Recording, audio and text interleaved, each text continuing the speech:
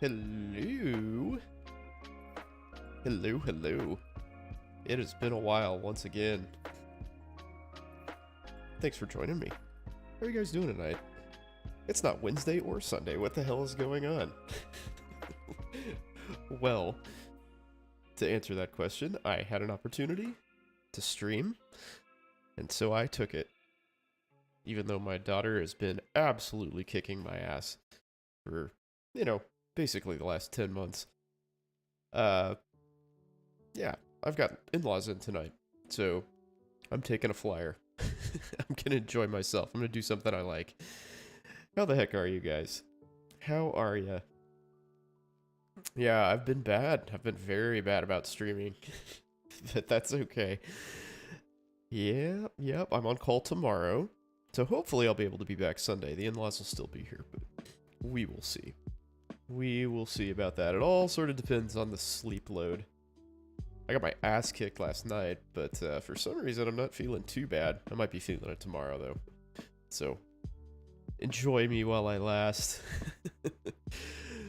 Yeah, so tonight I am putting the exclamation point at the end of my Path of Exile season. I have really, really enjoyed this league. Love the league mechanic. I made an incredible amount of currency. This is after I've been dicking around a whole bunch and like just wasting currency on stupid crafting projects and nonsense that, I just can. Because that was up well into the hundreds. And considering that most builds I make cost like 10 divines, that's probably more currency than I've ever had total in Path of Exile. And I came back, so I played in the beta, and I came back in 3.5, so Delve. So 17 leagues. I don't think I've had 100. I think the most I had was like 140 divines. I don't think I've ever had 140 divines total in all those leagues. Might have come close. Might be close to that. But yeah, that's a fat chunk of change for this guy here. So this is my Decay Occultist. It's been going very well. Use Stormburst to apply Decay. This character's pretty far from optimized, unfortunately. But frankly, I just never got around to pushing hard enough. I haven't been able to play enough to really do that, but it is in a pretty good position. I'd like to, ideally, I would have basically bought some 5-way Legion rotations and leveled up so I could get around here, get this extra skill effect duration, because that's a huge multiplier for my damage. Really, that's pretty much the only thing the build needs to be kind of topped off. Like, I'd collect those 2 points. I have not much life, but I am pretty durable thanks to the Defiance of Destiny amulet. Oh, hey, you can't see any of this. Sorry. Hi. So these points here are what I was talking about. Good to see you guys. Now you can literally see me. Yeah, so Defiance of Destiny is awesome. That's a ridiculous amulet in conjunction with Petrified Blood, especially. But, yeah, just never... So I'm level 89, I think. So I just never really got around to pushing hard. Which is a shame, because this character's super cool. And this is, like, a concept I've been looking to do for a long time, because it's such a weird build. Nobody freaking plays this at all. So I thought it'd be really fun. That's like my jam, right? Is builds that work well that people don't use.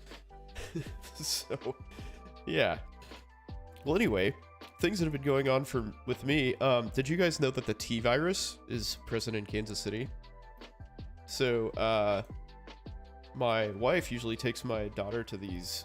My daughter's like 10 months old. Takes her to these little like gym meetings. Like, so Kansas City, obviously it's a metro area, and there's a whole bunch of little municipalities that are smashed in it to, make the metro area.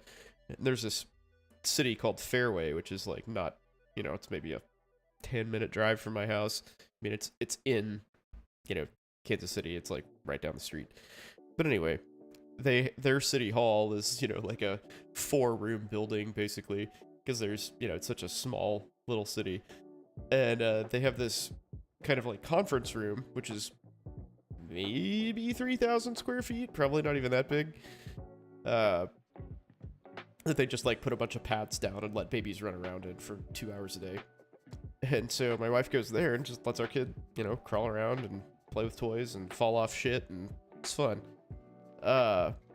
So she went there, and there's this little girl that was like chasing my daughter around and like wanted to hug her. I think this girl was like, you know, not quite 2 years old, like maybe a year and a half, something like that. And they're like, oh, that's cute, ah ha ha. You know, there's all these like moms and grandmas and stuff chasing little kids around. And so this girl finds my daughter again and like grabs her, and they think that they're like, oh, you know, she finally got her hug. And my daughter just like freaks out, starts crying and screaming, and like goes batshit nuts. And what had happened is the other girl bit her in the face. Just like straight up bit her face, like hard. There's like tooth marks in her face, and like fortunately it didn't break the skin, because human bites are actually super nasty, especially like little kid bites, when, you know, because they put everything in their mouths. Yeah, it didn't break the skin, but it did bruise her face up, like in both places, like the lower and upper tooth marks. So yeah, so my daughter got bit on the face. Hey Matt, what's going on, dude? How are you? Just talking about my my 10-month-old getting her face bit off at a little like kids play gym.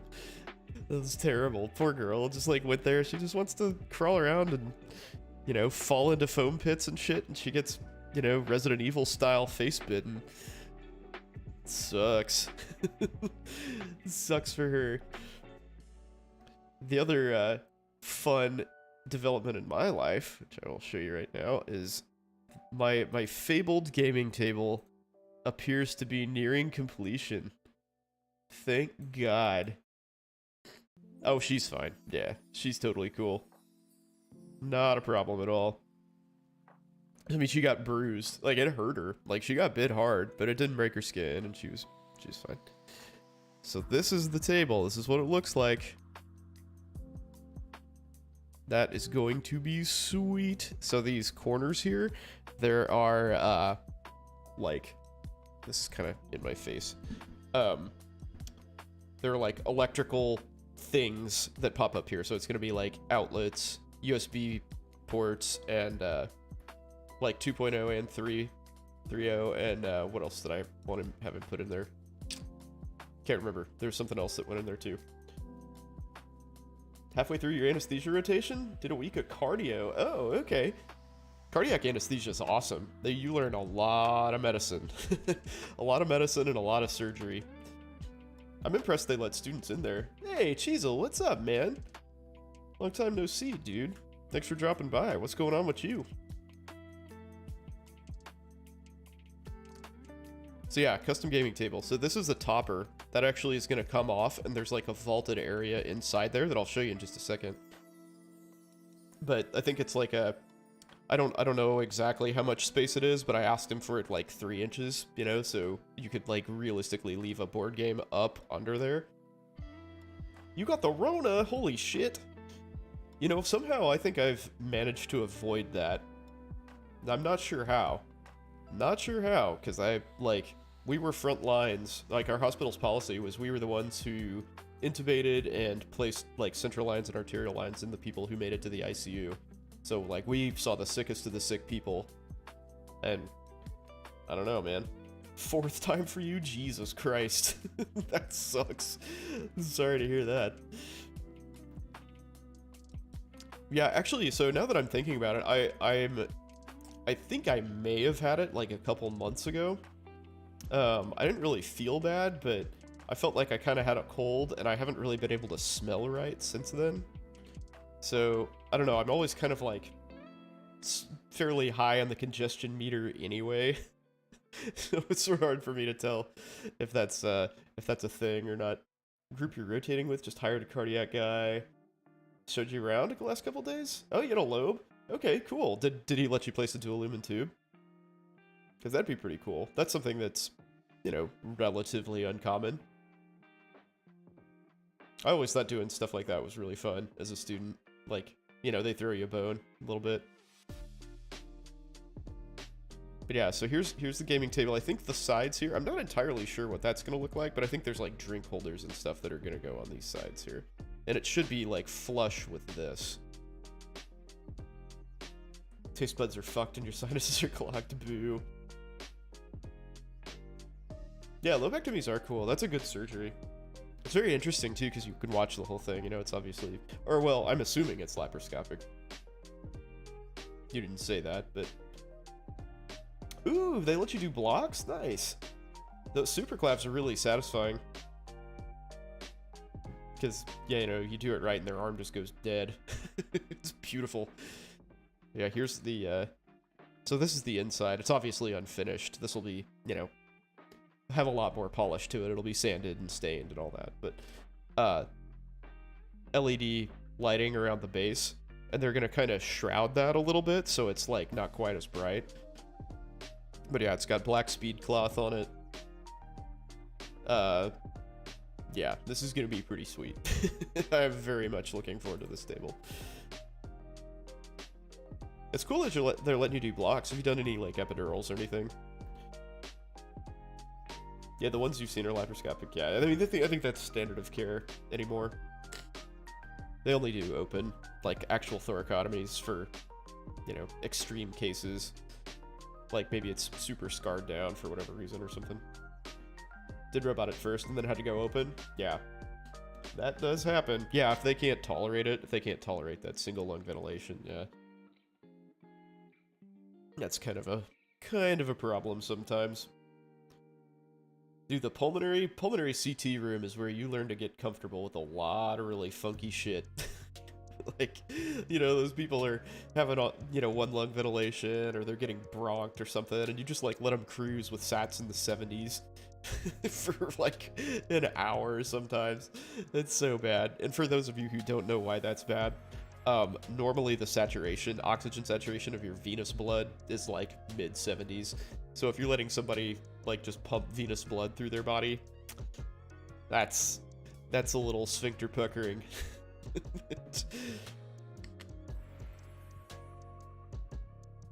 Yeah, that is not fun, but you kind of get used to it in those situations. You know, these people have, like, used and abused their bodies. Interesting lesson in cardiopump physiology because it's so involved. Yeah, I think the heart room is a great place for students to be because there's so much shit going on in there. Like, you can look at the TEE, the transesophageal echocardiogram. For those of you who don't know what that means, it's like an ultrasound of your heart, basically, that they do from inside your esophagus. So you can see the heart in real time, and it's a really good view.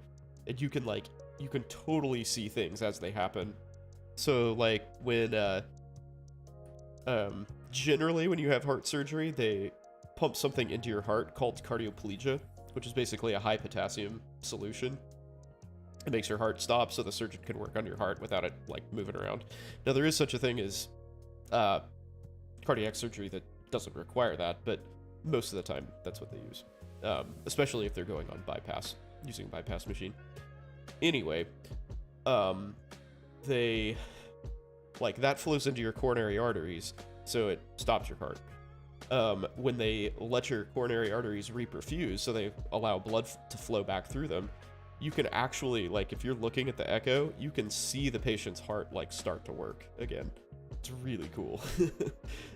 And it's, like, if you're watching it, you can see how, like, there's dysfunction in the valves and stuff, and, like, all the walls of the heart aren't quite, like, contracting right, you know? Like, all the cells aren't quite, like, that potassium hasn't flushed out yet.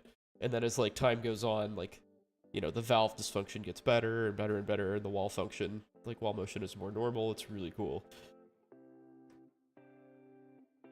Let their SATs sit in the 80s. And the CO2 gave you a left shift, kind of worked in our favor. Yeah, I mean, yeah. But at the same time, you also just have to sort of accept a certain level of pucker. That's, I think that's, like, the anesthesiologist version of saying, oh yeah, you know, the hard babies are always the smartest ones. Like we tell ourselves these things to make us feel better in the moment. There's really, like, I don't think the effect of that is really all that significant. Oh, you saw valve replacement too? Cool, man. Well, you've been making the most of this rotation then. That's good. That's really cool. I'm glad you've seen like some of the neat stuff. Like cardiac surgery is kind of like anesthesia all packaged together. It's great. Neurosurgery is good too. You should see a big head case, if you can, because there's a lot of really cool physiology going on there too. Easy to see arrhythmia? Oh yeah, for sure. Yeah, patients coming off of bypass, like, they fibrillate and do all sorts of weird shit constantly. You know, as all that cardioplegia is washing out. TAVR, man, you saw a TAVR too? Cool. Yeah, those are slick. I feel like I was kind of on the leading edge of that being a popular thing to do in Kansas City, at least. Maybe it's bigger in, like, you know, coastal academic institutions, but they were just sort of firing that program up at KU when I was there. And to be honest, they had a lot of bad outcomes. I would say they did like 3 a day. So, you know, maybe a dozen a week, something like that. And I would say at least one of those would crash onto bypass per week. So, I don't know what the national percentage is of, like, you know, basically having a catastrophic outcome for TAVRs, but I would imagine it's not 8%. That seems awfully high. A vacuum thrombectomy, huh? That's pretty cool. Out of the coronaries? That's fancy. Interventional cards is pretty cool. That's a shit lifestyle, though. You make a ton of money, but damn, you get crushed. Anytime somebody comes in with a heart attack, you're there. It's the milker himself. It's me! Yeah, man, I haven't been on much recently. Baby's kicking my ass.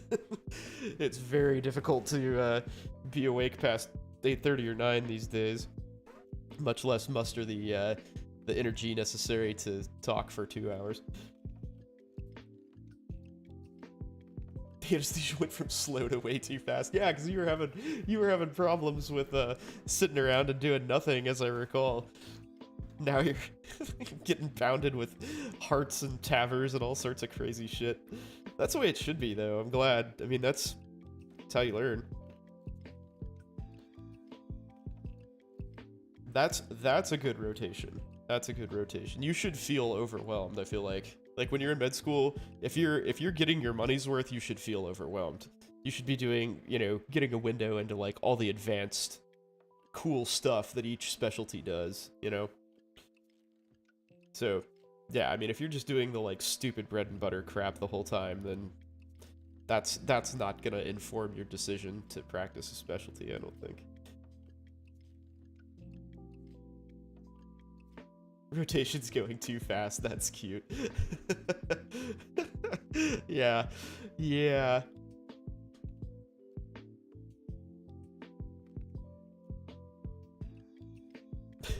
Oh, wait, what am I waiting for? Dare I ask? What are these? Oh yeah, I don't need that anymore. Pericardial window? Oh, with a mediastinal mass. Oh, damn. That's a complicated surgery. Wow. That's scary, dude. I wouldn't want to do that. That's not cool. Was the pericardial effusion from the mediastinal mass? Did SVC syndrome? Oh, it's compressing his SVC too? Jesus. Okay. Wow. That sucks. That's a bad mass.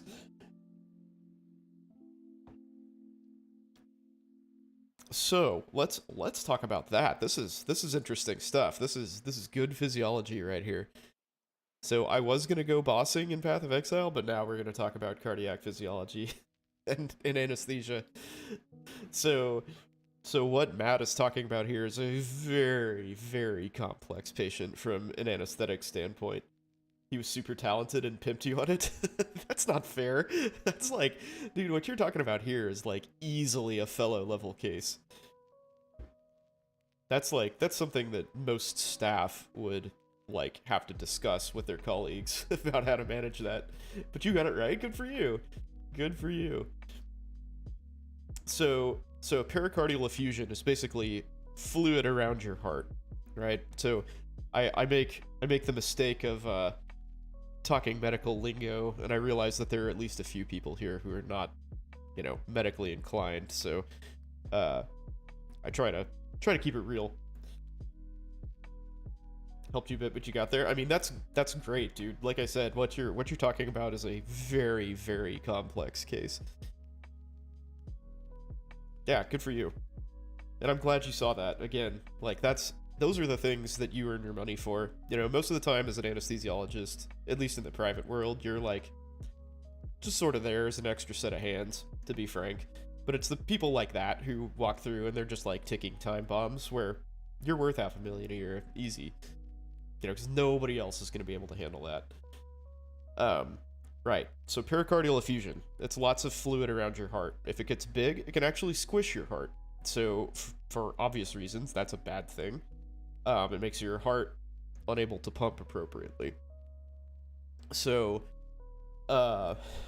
when you get anesthesia, you take away, you take away your patient's sympathetic nervous system drive.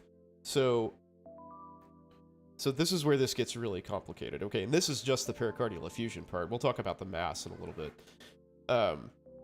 So when you have a pericardial effusion that smashes your heart to a point where it's like compromising your blood pressure, like your cardiovascular function, that's called tamponade.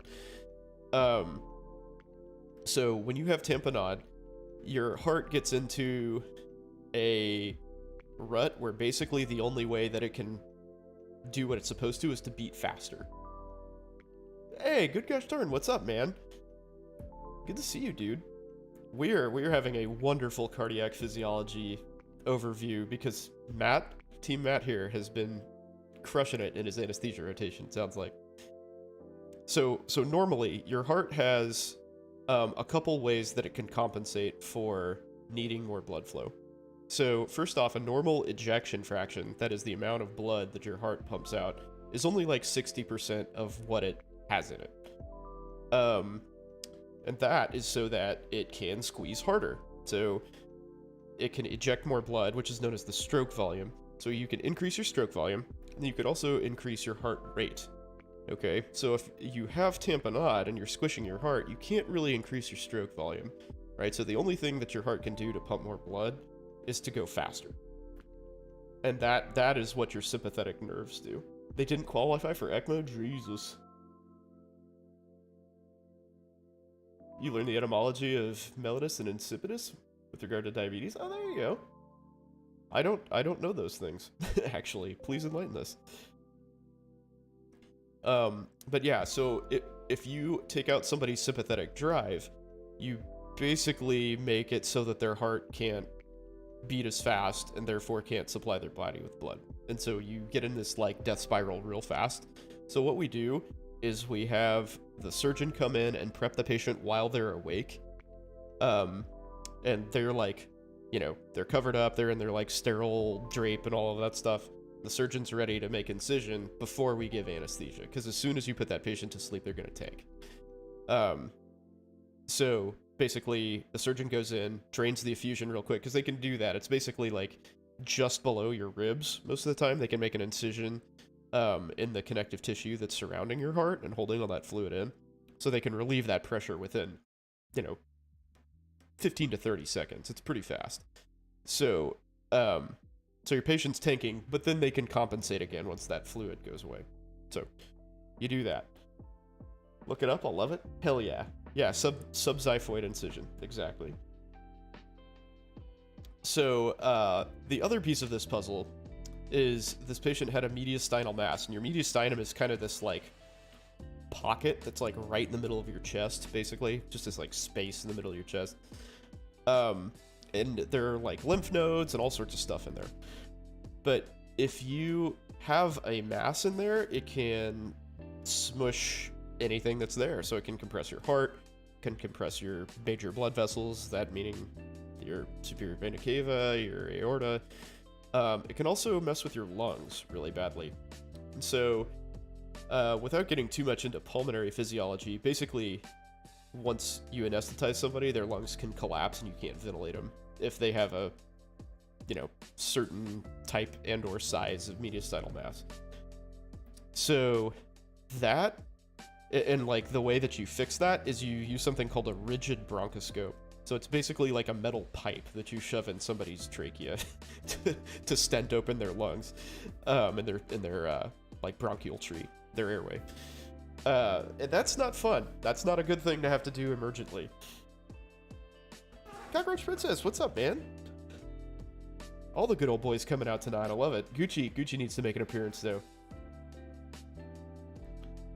So yeah, this guy had that. So he had the pericardial effusion, and he had the big mediastinal mass. And that's like super dicey. The mediastinal mass thing is real scary. Like those patients can die pronto. You could give a summary, but it's a lot to type. Yeah, exactly. You don't want to be typing what I'm saying right now.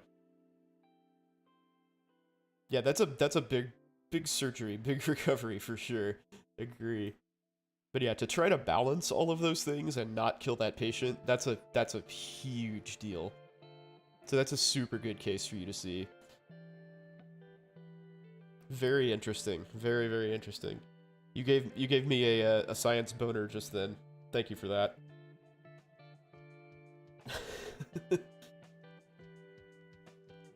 Yeah, the difference in mechanics of anesthesia ventilation and physiologic ventilation, yes.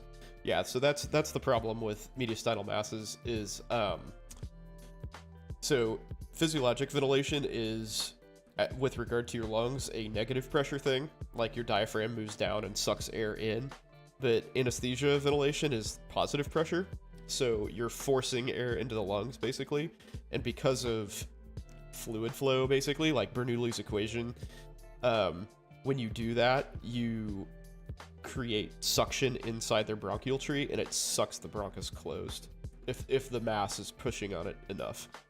And that's when you need the rigid bronchoscope to hold it open. So it's, yeah, it's scary. Derm research is a bust? Oh no! Maybe in the future? Yeah, I mean, that's fine. Just stay on top of it. But yeah, I mean, you're still early on, dude. You got plenty of time to figure that out. I wouldn't worry too much about it. I mean, it's good. You're probably ahead of the game, honestly. All right. You guys want to see how badly I suck at this game? Let's rock. He told you the way he does his induction with these patients is manually ventilates them. Yeah, so ketamine is a great drug for that. Paralysis is something I personally would try to avoid, but sometimes you can't. Generally, my personal preference is ketamine, and then turn gas on, and just let them breathe the gas. I'll try to keep them spontaneously ventilating. Like, the trick to basically any tricky airway, it's a trick to tricky airway. English, it's tough. The trick to any difficult airway is keeping the patient breathing. So, yeah, ketamine is great for that, because it does not affect your respiratory drive. Alright. Let's see how this goes. Boss number 1.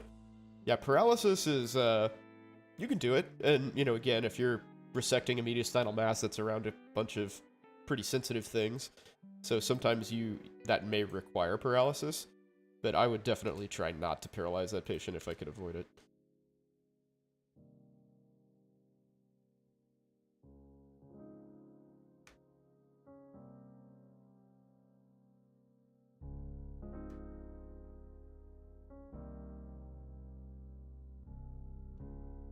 Woo! Spicy. Yeah, and you don't have to worry about giving away secrets. Everybody needs to be on the same page here, so people don't die. Let's see. Water tasters diagnose diabetes by tasting the urine. Oh yeah, I have actually heard that. Mellitus is not tasty. Oh, weird. Most anesthesiologists don't want to give rock if they have to, but ketamine makes them jumpy. Really? Oh, ketamine's a great drug, dude. Like, if anything, ketamine is not the drug you should be jumpy about. But rocuronium, for those of you who don't know, is a paralytic. Like, probably the most common paralytic we use. Like, medium-term paralytic. It has a duration of about 30 minutes. And as of about 7 years ago, there was a drug that, believe it or not, is called Sugamidex. Which is the dumbest thing. Oh, why did they call it that? But the drug's called Sugamidex, and it is revolutionary for anesthesia practice.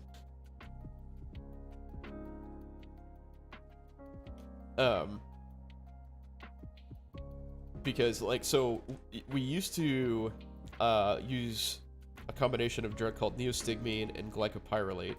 And glycopyrrolate basically just was for counteracting the side effects of neostigmine, which is namely a low heart rate. Ooh, here comes its Erie.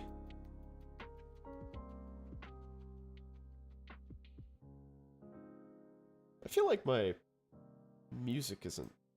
Is my music not playing? No, it is. Okay. The game sounds aren't playing, though, for some reason.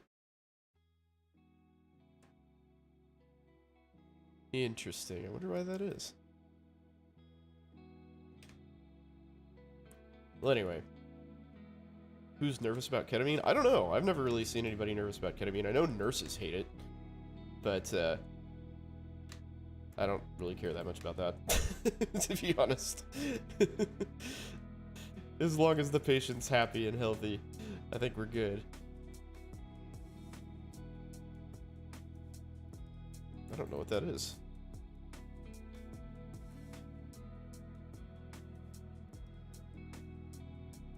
Let's see.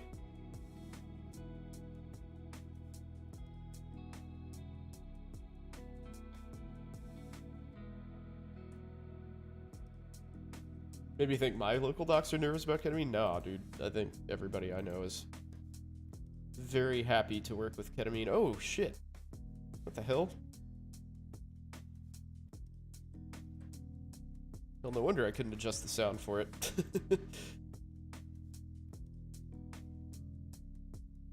Well, I hope that didn't burn my portal to its Siri. No, it did not. Beautiful. Open sound settings. Ah.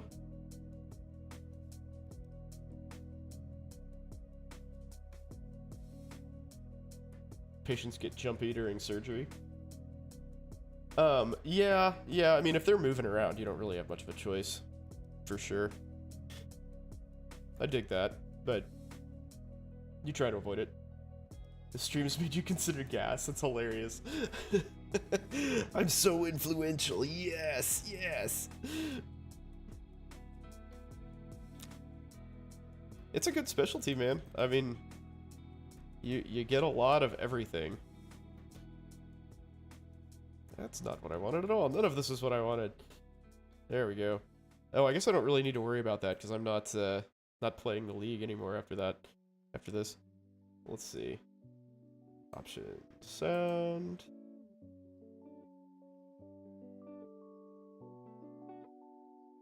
Yeah, so this is just like straight up isn't playing my sound. That's really weird. Leadership volunteering is a big factor in term? Really? That's interesting. I would not have thought that.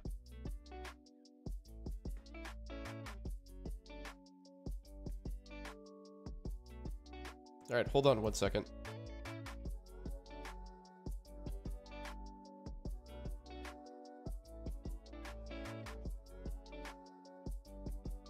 Alright, there we go. Much better.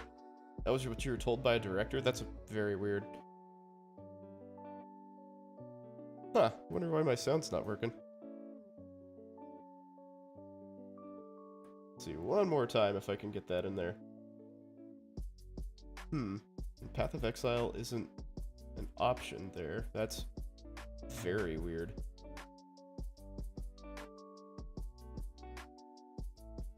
Yes, voice meter banana, I see you. Wonder if that's a useful thing for me to do. Probably not. Oh well.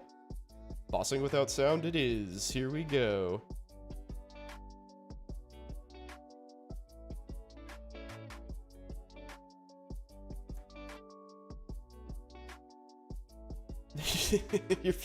You have IBS, so your parents would say you're passing gas anyway. Nice. Nice.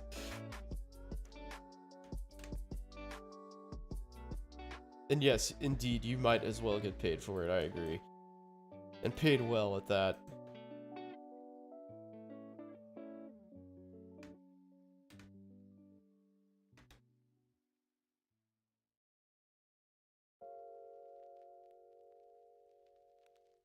Man, I'm disappointed that the sound's not playing. That's really weird. I wonder what the problem is. I might try resetting the game after getting through this particular boss. We'll see how that goes.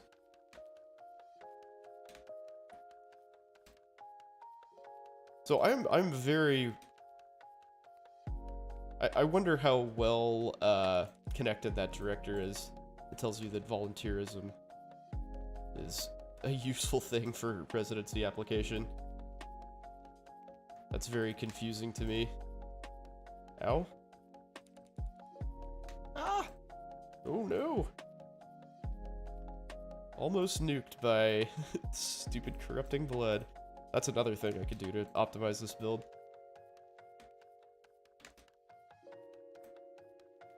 Can you guys hear the sound? Can you hear the game sound?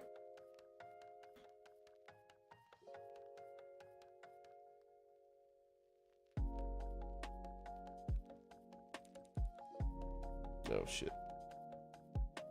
Yeah, it's on my headphones.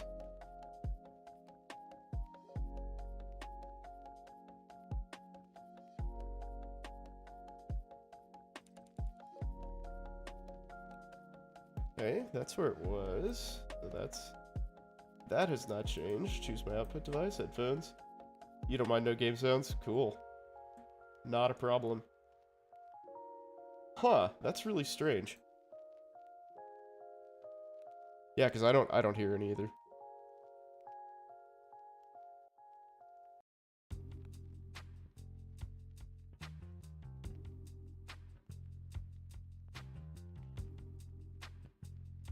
It's no biggie. Yeah, it's fine. I'm just confused. Oh shit. I'm just like sitting here in game getting attacked by crap. Yeah, I'll have to figure it out. Things like that bother me a lot more because they're happening than because I'm not hearing any game sounds, if that makes sense. Because now I'm like, oh shit, this is a problem, and now I have to solve it. What's going on? I can't stop thinking about it. What the fuck?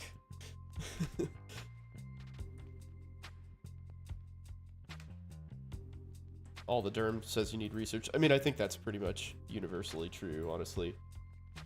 Like, maybe they value volunteer, you know, activities more than a lot of places or something for some reason. But, yeah, I mean, you still need research for any competitive specialty, I think.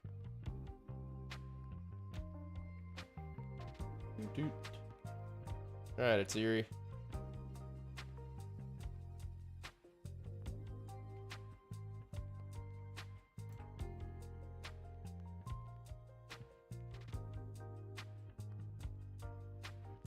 Yeah, it is very weird for them to tell you that. I don't really know why, like, at that level, like, I feel like volunteerism, honestly, is kind of a sort of marginally useful thing to begin with, in terms of, you know, your candidacy to be a doctor. Like, I don't really know why that's part of the equation at all. Oh my god, I got rocked. So I'm just gonna wait for a minute. Okay. I thought she'd be taking damage over time, but she's not. Bummer, dude. Boop, boop. Now she's dead. Yay! Oh, but not. But not yet. Nailed it.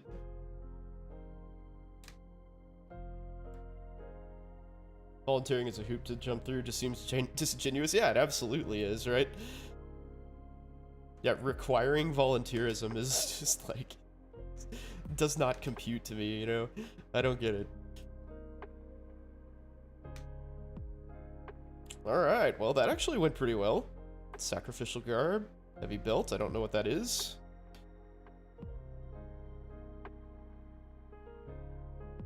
Swap volunteering time being a TA. Oh, no, that's not bad.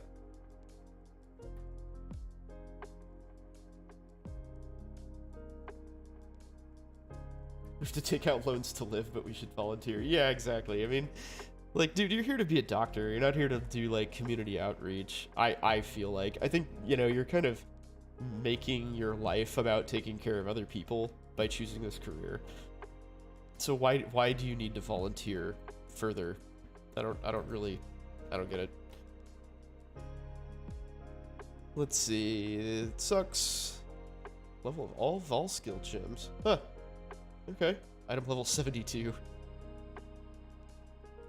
Doriani's invitation. I mean, that actually seems pretty decent, but it's very easily obtainable. Okay, well, it's worth 5 chaos. It's not bad. Rumi's concoction. Very terribly rolled. In fact, as badly rolled as it can be. Nice. Free labor for the underhealed baby tox. Yeah, it's true. That is true. Alright, let's see. Who's next? Let's do Cirrus.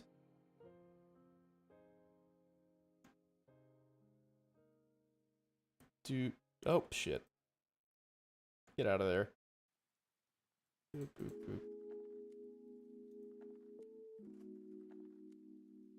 Activate. Yeah, I mean, it just seems so, like, pointless. And most, like, all of my volunteerism was totally useless. It had absolutely nothing to do with teaching me how to be a doctor or informing my decision to go to med school or any of that. It's just bullshit.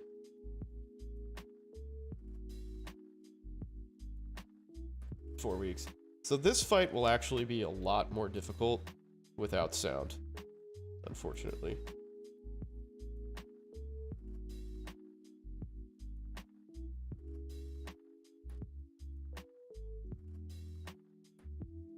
Yeah, I mean, that's pretty standard, I think, right? We did 12 for surgery, 8 for medicine, and I think we only did 8 for family practice, though. We did 8 for peds, though, for some reason.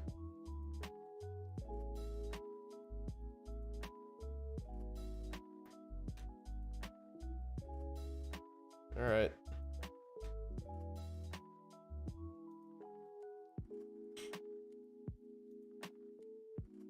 Yeah, if you don't feel comfortable, don't worry about it, dude.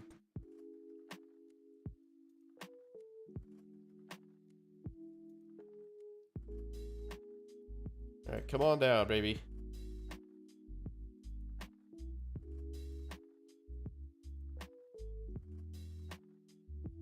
Ow. Shit. I have not done this fight very often, so I don't really know what I'm doing. And without the audio cues, this will be quite hard.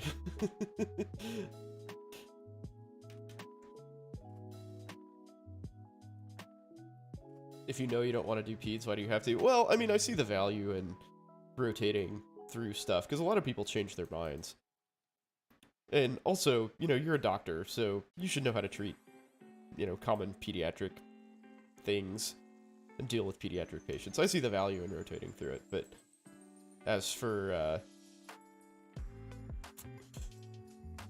you know, having such a dedication to the primary care stuff, I don't think that that's necessarily a good idea. Like, cause what if, you know, how do you know you want to go into, like, ENT or urology or anesthesia or something like that, you know?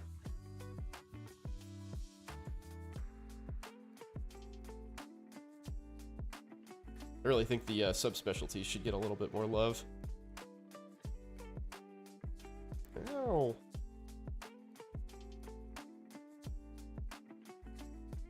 What the fuck? Come here.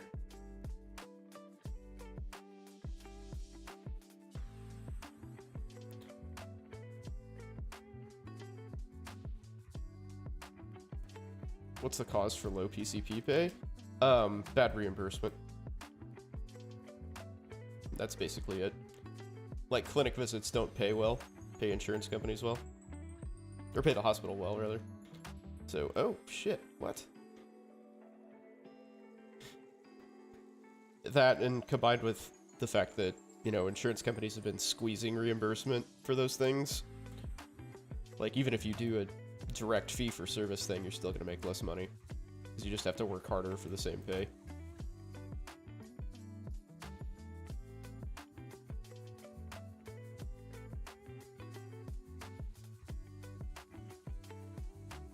But yeah, that's why. I mean, even though those are, like, you know, some of the hardest jobs, the primary care providers are just, like, totally swamped with patients. Look at their asses handed to them.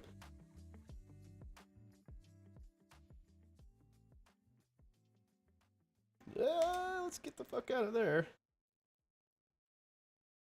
You did enjoy interacting with Pete's patients. I think, so this is probably unpopular opinion, but I find pediatric residents and, like, residencies to be sort of, like, sneaky toxic. I feel like they're kind of in that, like, they have this sort of, like, holier than thou attitude where they're like, you need to like treating pediatric patients because it's the best, and you know, have this awesome job and blah blah blah. And they just kind of like think they're better than everybody else because they do it, and I don't get it. Frankly, I don't get it. I think it kind of sucks. Yep.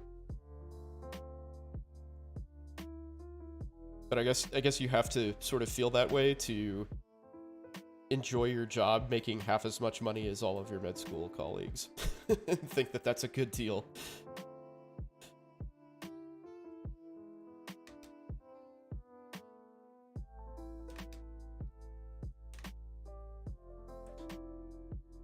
So you notice that I'm basically just like running around a whole bunch.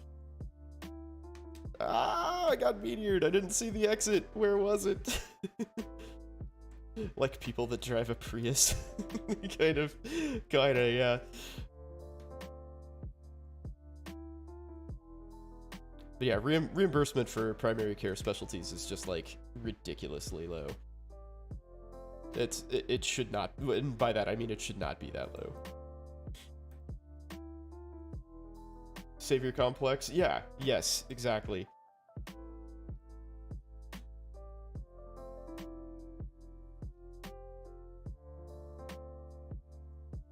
And unfortunately, a lot of hospitals sort of trade on that, and they're like, oh, well, it's a privilege to be taking care of pediatric patients.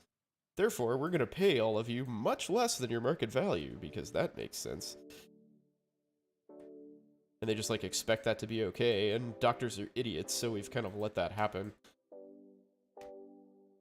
Which I think is terrible. Where the fuck is the exit? Oh, that's terrible. I flame dashed into that thing. Oh, he's only half dead? Man, I am bad at this. Only got 2 portals left. We gotta make it count.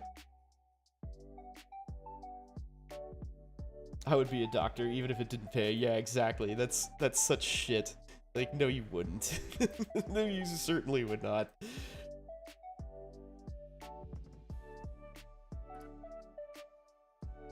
That is way, way too much work to justify that kind of bullshit. Woo! Dodge that die beam. Ow!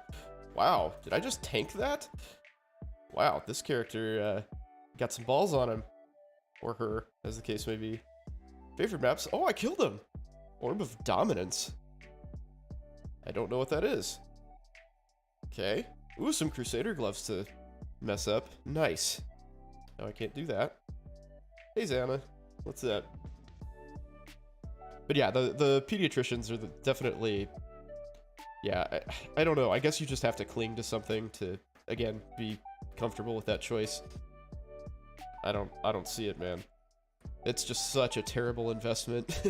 Oh, that's where the Divine. Okay, cool. Boop, boop, boop, boop, boop.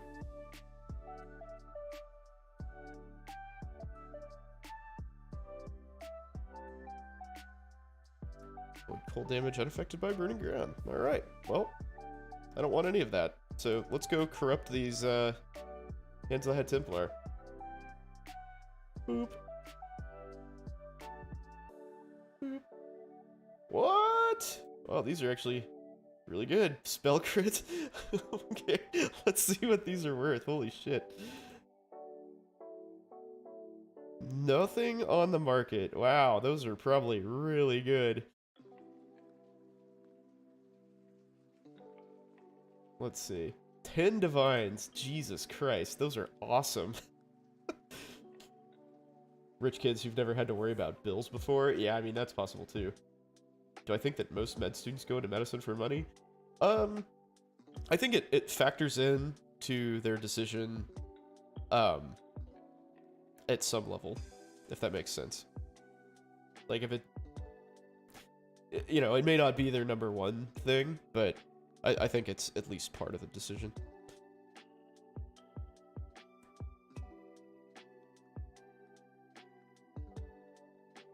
Yeah, it's nice. So medicine is great in that you're guaranteed a mid six-figure salary, right? Well, a six-figure salary, right? Like, your job is in demand. You know, you're going to have a job. You're easily employable anywhere. But that's your ceiling. You know, basically, as soon as you're like a partner in a group or something like that, that's your income potential. You're done. So that sort of sucks. Especially for the type of person that medicine attracts, which is, you know, very smart, driven, motivated people, generally speaking. And, you know, meaning that you could probably achieve a lot if you, you know, wanted to move forward. And really the only way to do that in medicine is to go into administration. 10% you're smart enough to do it and go too far into a program. Yeah, I think that's true. And I think a lot of people actually get stuck in medical education because they don't know of a way out.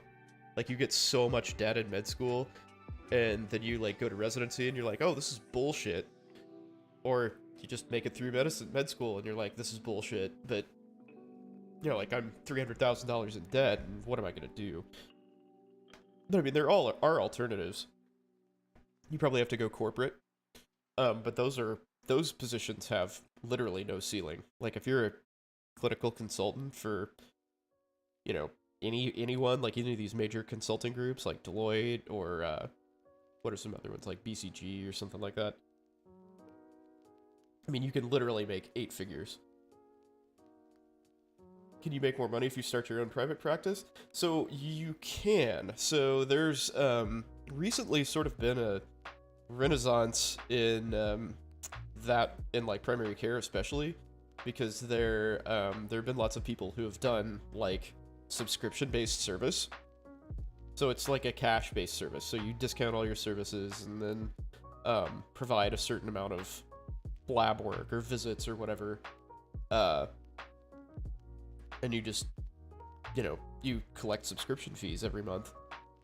And you can make a ton of cash, and it's easier for people who are, like, relatively healthy, you know, to have a primary care doctor and see them routinely.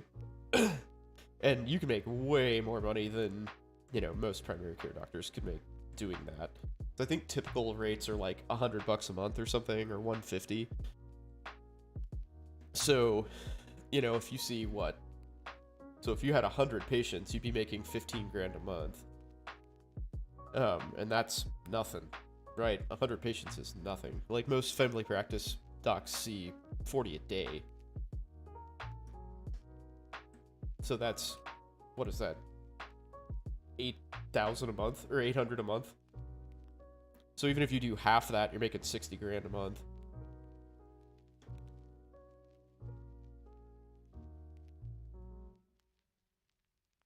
The way to make most money after med school is stop working as an attending. It's kind of true. But yeah, it's a lot. 100 a month usually includes like at least a visit, plus some labs. I think a lot of places provide 2 visits, or at least like a visit and telehealth.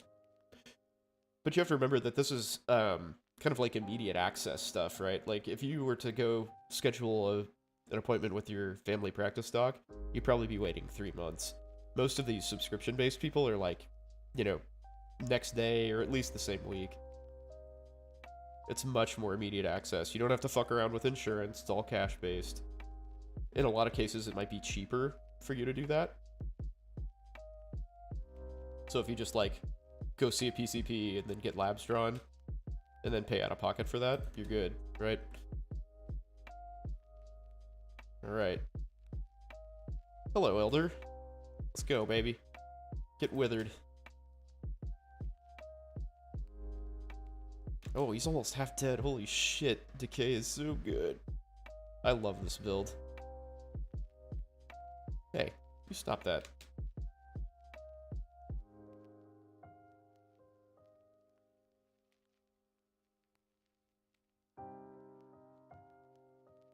Oh, I have to kill his portals, that's right.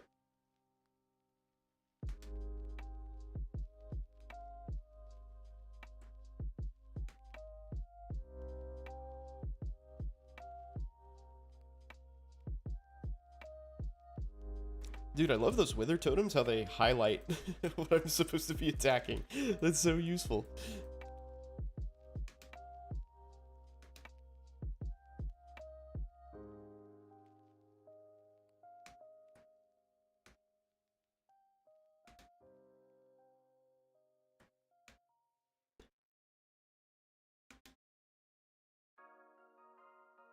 Ah! What am I supposed to be doing here? I haven't fought the Elder enough to know. I barely, like, I hardly ever make it to, like, in-game boss stuff in Path of Exile, as much as I play it.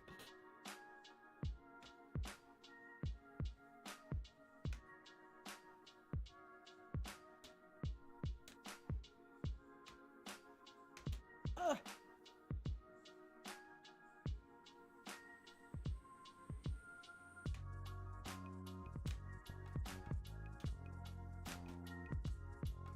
Come on, guys. Come on, guys.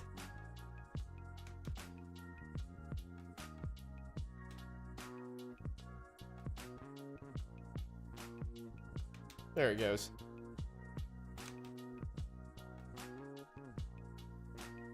Maven's Invitation, the Feared.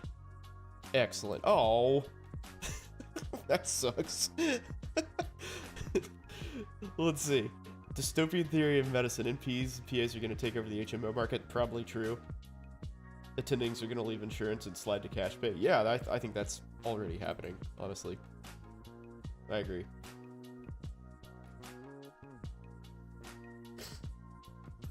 Anyone who can afford it isn't going in an OP. Yeah, or an NP. Yeah, I agree. Yeah, I think what you're saying is already in process. It's happening as we speak. Assassin's mitts. I think those are useless. Elder Sadist Garb. Why is that not something that would pop up?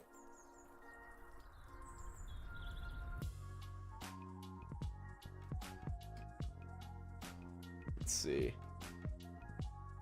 Elder. 85. Oh, I guess it's not desirable. Oh well. 100 a month is an attainable goal? Yeah, for sure.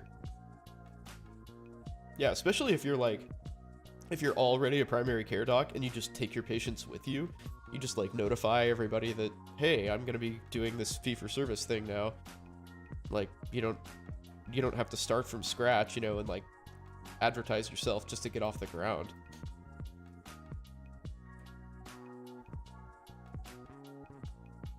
I guess I should take that, right? Assassin's bits.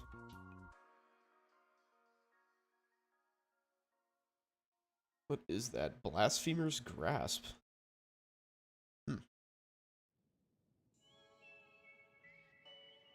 Damage over time for... Oh, that's pretty cool.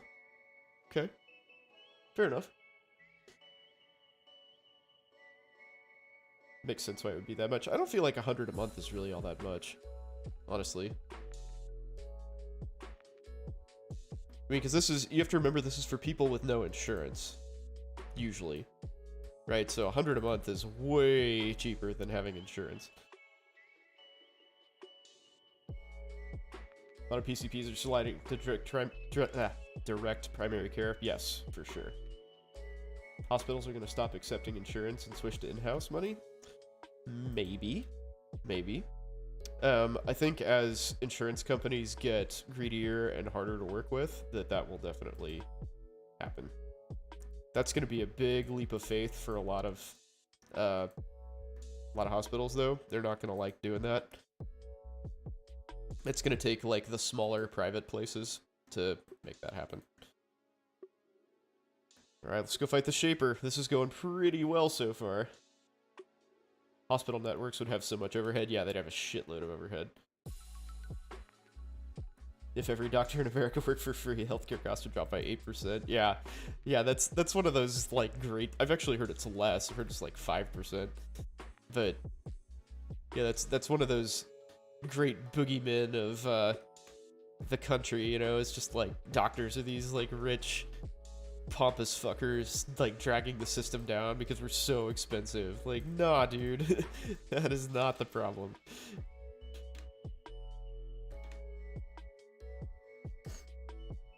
What is this free you speak of? Yeah, I ain't nobody working for free. Oh shit, I don't have my auras up, no wonder. I cannot believe I didn't die without having those auras.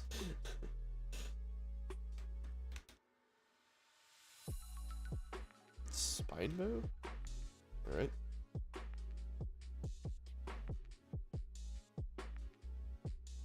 Hospitals have to pay for so many people to bill the insurance? Yeah, exactly.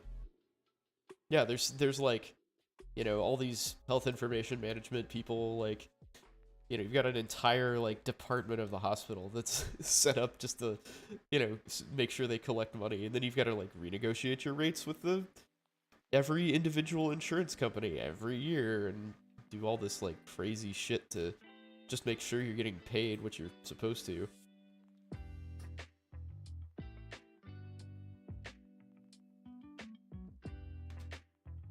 Which is nuts. Yeah, I don't get it.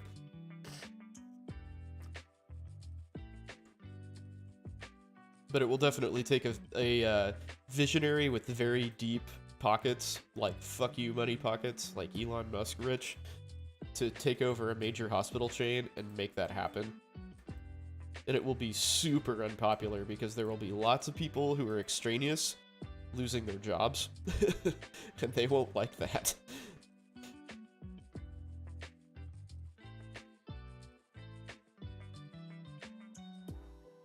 They have to pay to get paid? Yeah, I mean, that's a big deal, right? That is a big old deal. And then everybody who's, like, involved in the paying is trying to squeeze every penny out, right? The insurance companies are lowering reimbursement, they're fighting claims and all that stuff, so, you know, then you have to pay lawyers to get involved and, like, all these people to deal with the claims and get your physicians to call, you know, prior authorizations and all this shit. Like, it's a joke, dude. The whole system is just foobar. But that's why I think that direct primary care is such a good deal. Like, it's gonna go very, very well for people who are interested in driving it.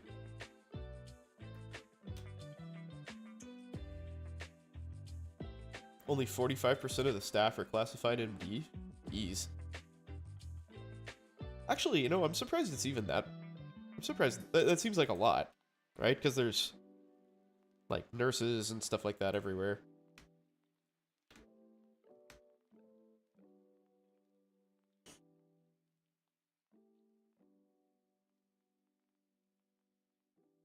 They claim that yeah, exactly. Yeah, doctors are not what it's driving up healthcare costs, right? It's people not taking care of themselves and admin bloat and a host of other things. But, like, physicians are not the problem. I think that much is pretty obvious to anybody who actually, like, bothers to look at the situation. Watch that health bar go down. Ooh. Ouch. His balls are painful. Alright, blow that thing up over here. Ow! Oh, I got toasted. Shit. Look at his health go, though. Look how long it's going down. Decay has such a ridiculous duration.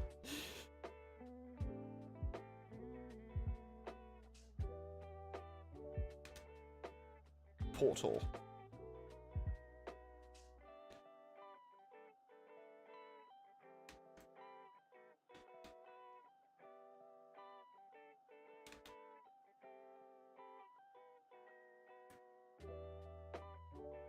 It's a Spider-Man meme of pointing. Yeah, there you go. Yeah, she's like, yeah, go. Oh, fuck. Wow. Shaper Slam. Got me. Wasn't paying attention. Yeah, a lot of these things have, like, audio cues, and it's making it really, really tough to avoid it.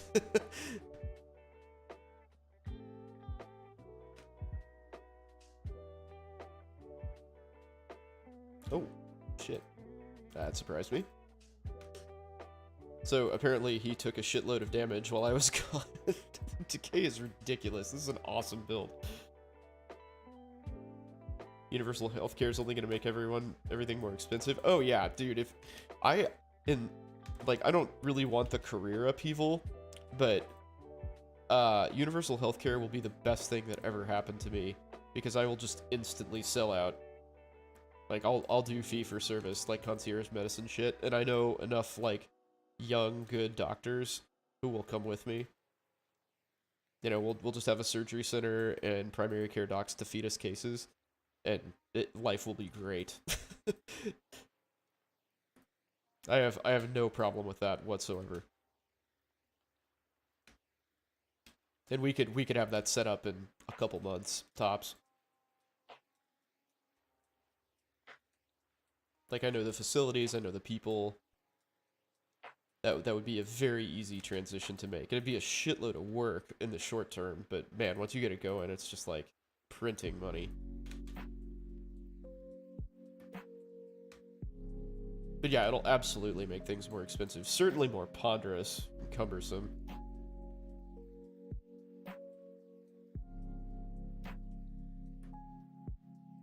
We can monopolize surgeries in the area? Yeah, exactly.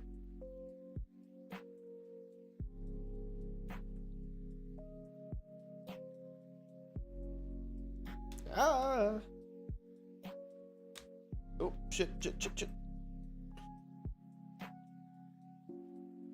Bullet hell! Oh, that thing's gonna land on me? That's such crap. During the bullet hell phase, that sucks. That sucks. Oh, man.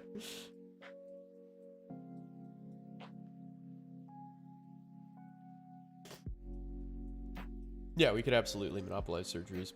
It'd be easy.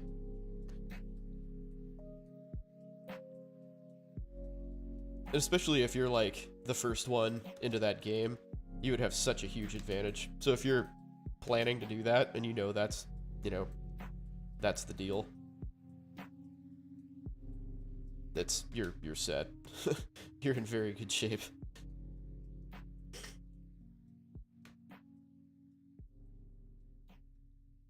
No, I don't think that's far off, honestly. Like,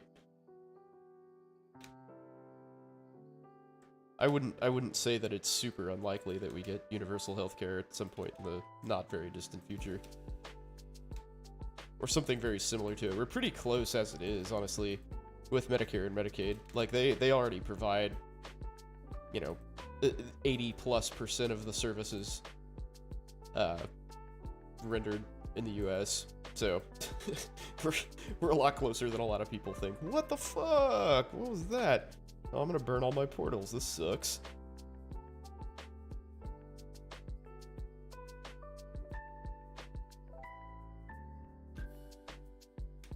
Come on, Shaper. I don't know what killed me there.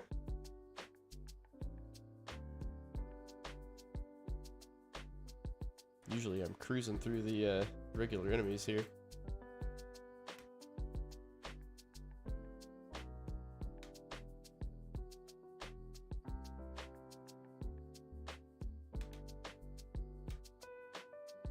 So yeah, the you know, like political debates about, you know, how it's going to ruin our country and do all of this, you know, stuff to the healthcare system, and like, yeah, you know, it's probably going to gum things up a fair bit for sure, because, you know, you see that in like Canada and Britain and stuff, other places with nationalized healthcare. But I mean, we already have that, right? There's tons of people in the emergency room with bug bites and colds and pregnancy tests and shit, you know, like, who aren't paying for their care or paying very, very little for their care. That is not something that we are unused to, as it stands. But of course, those debates are being had by people who, like, they're just arguing principle. They're not really, like, you know, talking about the reality of the situation. That is to say, they're politicians, not healthcare providers. So, you know, how much stock can you really put in that?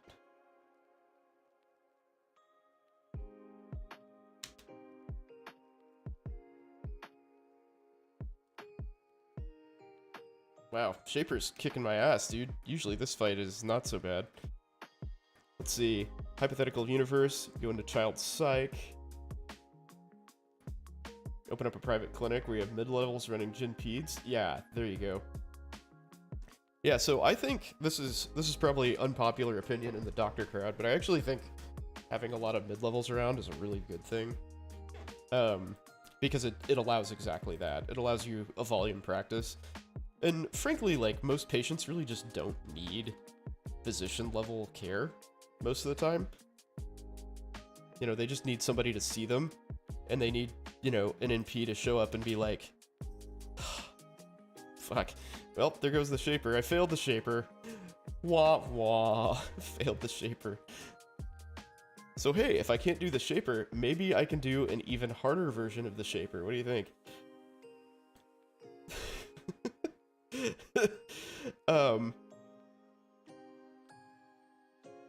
But yeah, it's like, you can do a volume practice and just like, get all these people who just need checkups through, right? Instead of having them wait and, you know, back up your schedule forever. I just don't really see the point of that. Then you could do acute care if you needed. Yeah, for sure. Yeah, there's like alternatives, right?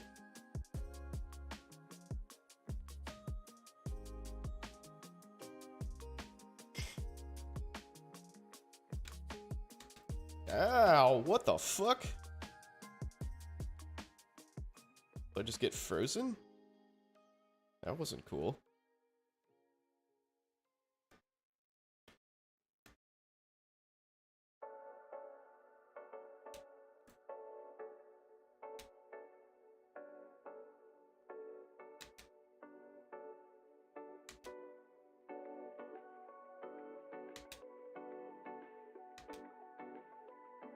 Don't you do that shit to me.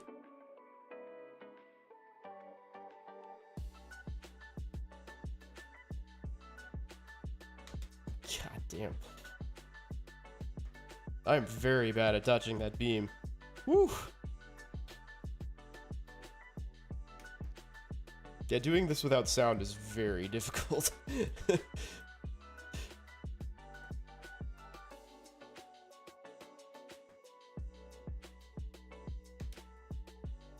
Fuck. How's the baby doing? Oh, you're 34 weeks. Wow, moving along. Yeah, she's not sleeping super great. I think she's sick right now, so that sucks. Last night was our worst night in a long time. She was up every, like, hour and a half or so.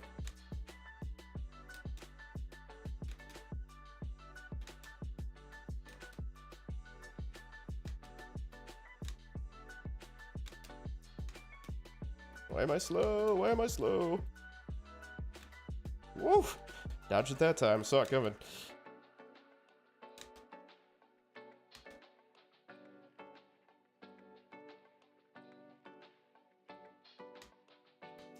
Yeah, she's okay.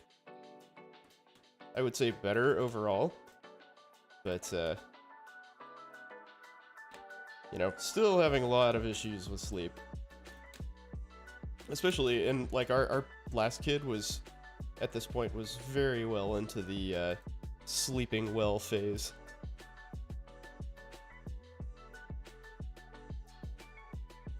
Yeah, tough when they're sick, yeah, for sure. Yeah, definitely a challenge. Ooh. Oh my god, what the f... I should see what killed me. Oh, this is bad. So bad. I was hoping I'd get to kill Uber Elder, but it's not looking like that's gonna happen.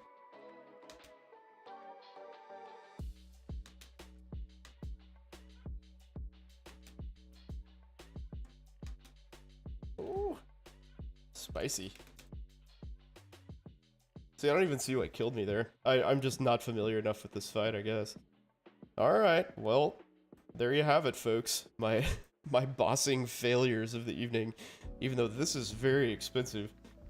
Been in a hotel, so you don't get your wife exposed to COVID? Oh man, that's hardcore. Alright, Path of Exile, I bid you adieu.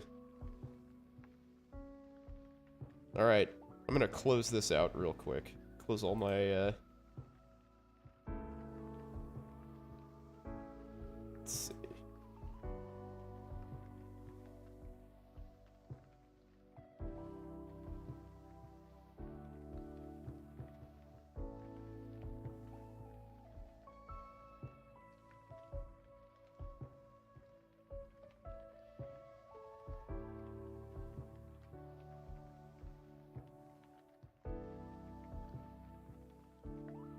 What the fuck?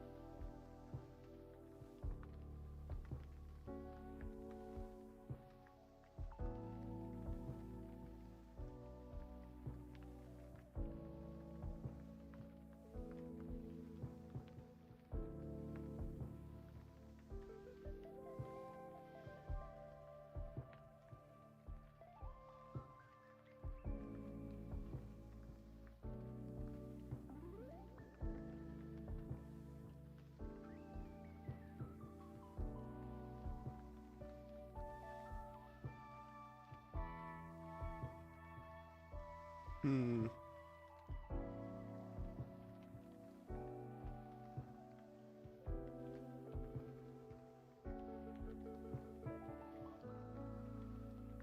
There we go. Sound is back for me.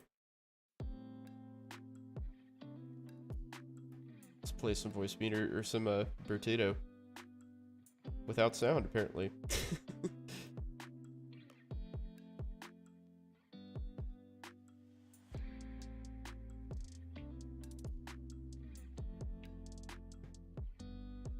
So you're lighting money on fire in a hotel. Yeah, that sucks. That is a shitty way to spend it. I'm surprised you didn't look for like a short stay Airbnb or something. That'd be a way to do that. Alright, let's play Brotato. Freaking love this game. This is not what I want. There we go. Alright, let's try to master a class I haven't done yet. Download Plutonium, play Call of Duty with you? Nah, I'm good. I think I'm past my Call of Duty days. Crazy. Well-rounded? I don't want anybody that's well-rounded. Savor. 50% item price. 1% damage for every 25 materials you have. Okay, let's try that. So what is this guy going to be good at then? Attack speed. Earning points on your credit card. Yeah, I guess that's true. You're vacationing! Yay! American Express Gold gives you 90k points after you spend 4k in 6 months. Well, that's awesome. So I feel like if you're really diligent about paying your bills, then just paying everything through a credit card is a great idea. Right? Because if you pay, like, your mortgage and your student loans and shit, you're spending tons and tons of money on your credit card. But you just have to, like, keep up on that every month so you pay off your credit card immediately. That's what you do now? Nice. Good for you, dude.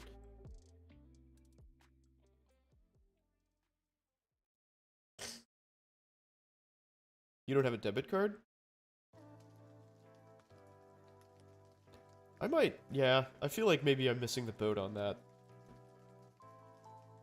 I hate making the credit cards money, but dude, if I'm earning like thousands, you know, like tons and tons and tons of rewards for doing that, I don't know. I'm not sure why I wouldn't. Okay, 1% damage for materials.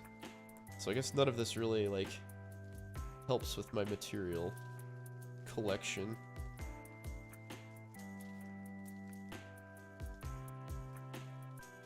Oh, that does. Sweet, let's go.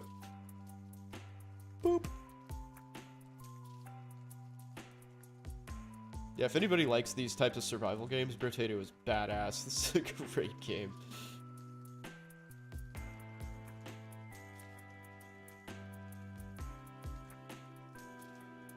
Someone steals your card, the bank lost money, it's not your problem.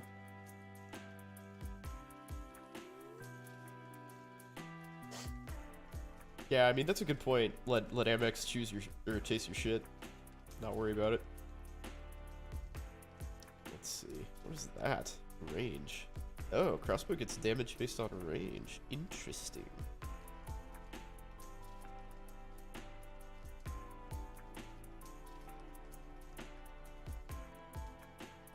Oh, yeah, more thief daggers.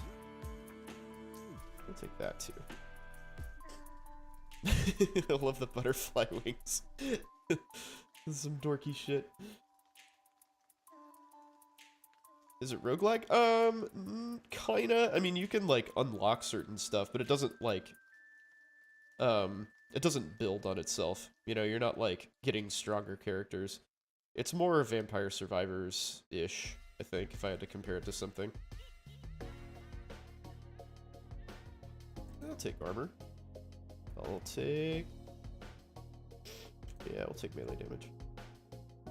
Boop. Ooh, knockback. Yeah, sweet. Apple Card is 3% cashback on everything, huh? Yeah, I've got an Amazon card that I think is 3% cashback on everything and 5 on Amazon. 5% if you, like, buy shit on Amazon, which is awesome. I don't know, I may start doing that. I mean, that's a lot of money. I have tons of monthly payments. I mean, probably $15,000 in monthly payments.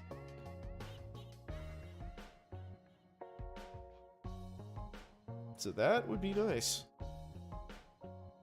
Let's see, range. Yeah, let's get a little range.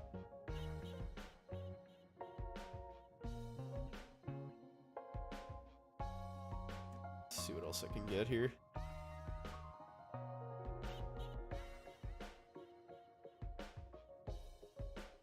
Take that claw tree. So what does this do exactly? Gain a material when killing with a crit. Okay.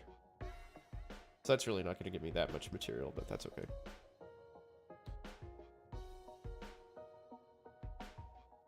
Got me one there.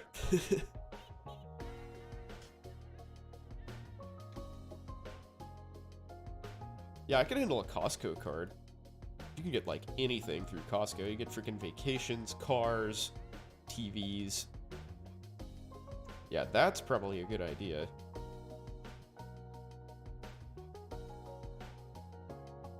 I might look into that. In fact, I'm going to do that right now. Let's see. Let's see what Costco cards have available.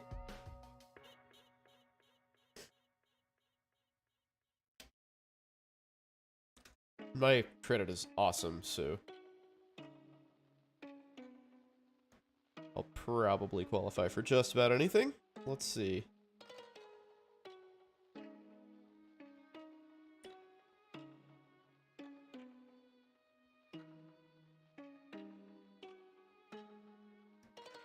Let's see, eligible gas and EV charging for 7,000. For 7,000 per year.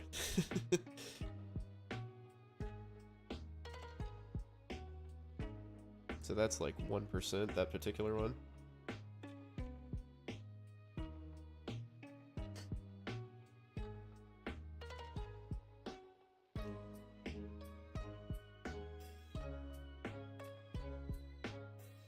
Yeah, Costco's warranty is like unrivaled.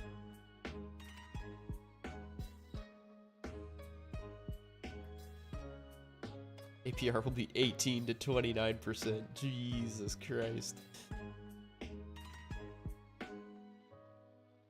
Up to the first 500 spent and 1% thereafter. Ah, boo. Boo. Double cash is 2% cash back. Yeah, I wonder if a Sky Miles card would be better. 60,000 thank you bonus points.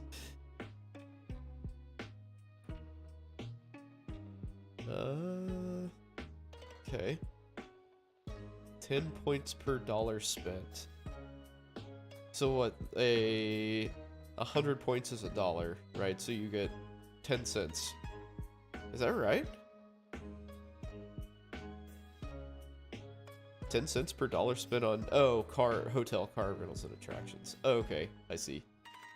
I was like, holy shit, that's like 10% off. No, so you get 1 point per dollar, so you get that's a percent off. Got it.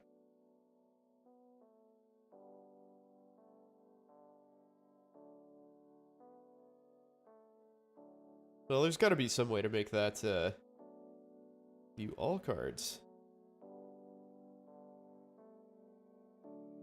All the fun of the fine print, exactly, right? Exactly.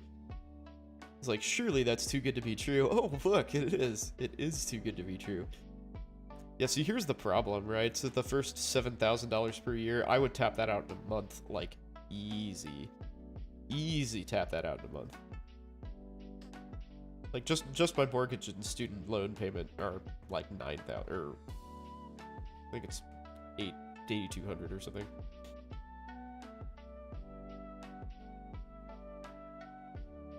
But yeah, I do like the idea of Costco. That would be... that's something I will look into for sure.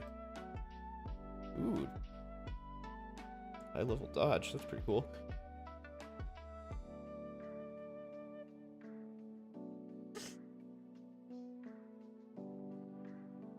Go! Oops.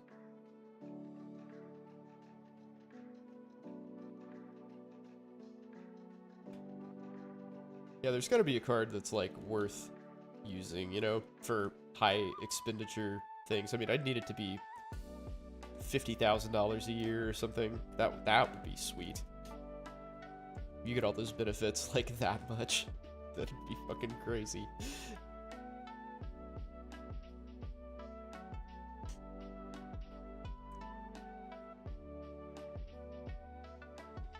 Chase Premier has that? I'll look into Chase next.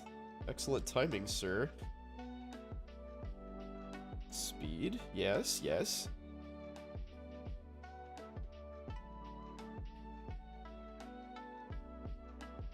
Not really taking advantage of my piggy bank, my extra damage per material. Let's see, Chase Premier.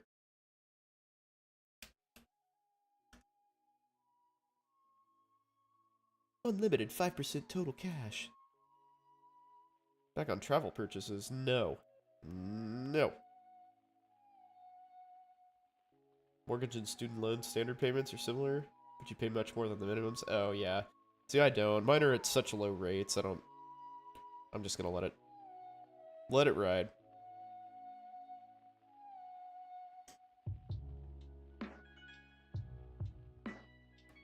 No, so this is a business card. Well, I would qualify. I have a couple LLCs, so I could do that.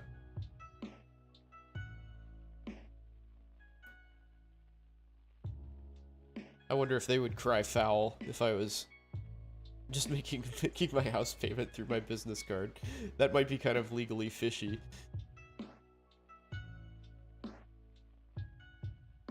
$195 annual fee. I think a new doc should wait on lower interest rates before buying a home. Right now, from what I understand, sounds like a really terrible time to buy a house. So I would say right now, yes. Unless you're gonna get an investment property. Like if you're gonna buy like a fourplex or something and you find a good one, for a reasonable rate, then, you know, maybe go for that. But if you're buying like a family home, I think that you're spinning your wheels.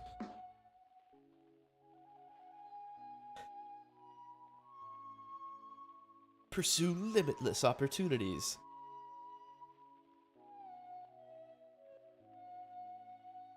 Let's see.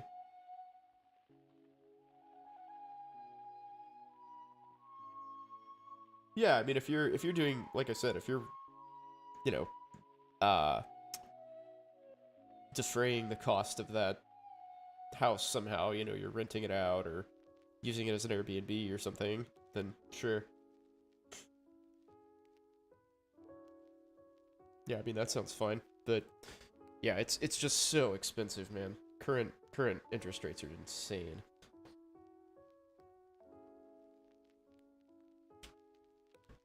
Like one of my friends is a I guess he's like a loan officer for commercial real estate company, and he said that business is very slow because people just don't want to pick up the rates that are offered currently, and banks aren't really offering good terms and like don't really want to do a whole lot of business, you know. So sort of sucks. Let's see, and 5% rewards on travel, employee cards. Yeah, this is more of a business thing.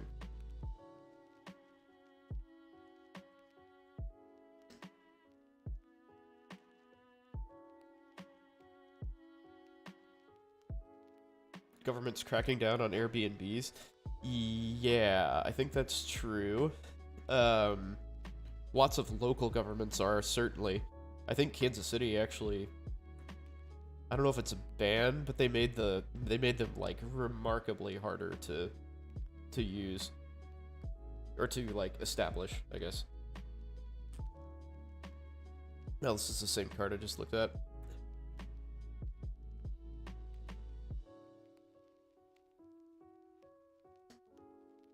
You think people would drop prices more? Yeah, I don't think that's happening really.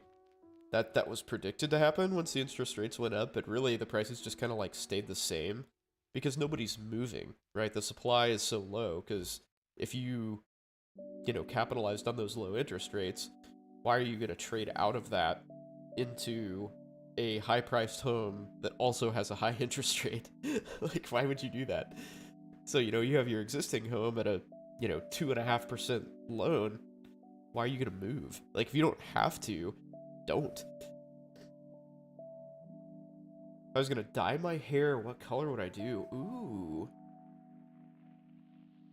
That's a good question. I would probably say blue.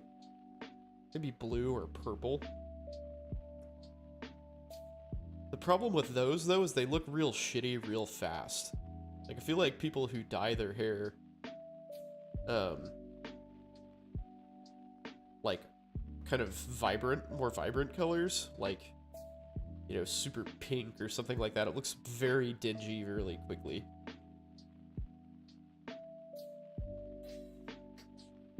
Yeah, I'm starting to get them grays too, man. I got a little salt in my pepper, for sure.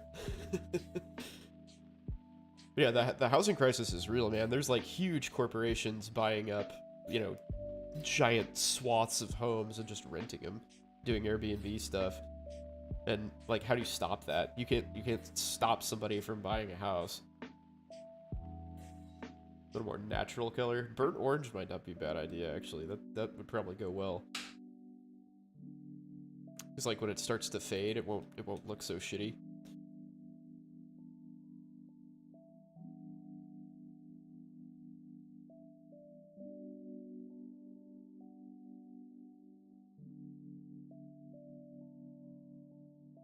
So yeah, I don't know. I'll have to look into this credit card thing. But yeah, I'm very sad that I wasn't able to pull the rich get richer move and like capitalize on getting some investment properties during the pandemic, like interest insanity.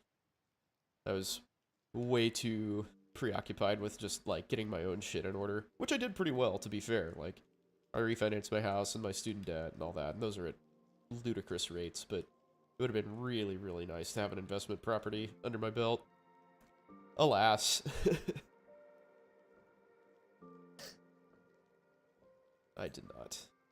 Baby with a beard?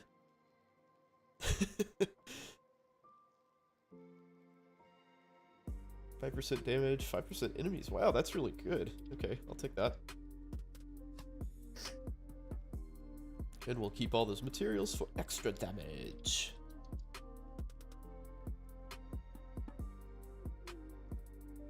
I wonder how many materials I'm getting for killing stuff with crits. I don't really have a good crit chance. Probably ought to work on that. So I have so many thieves' knives.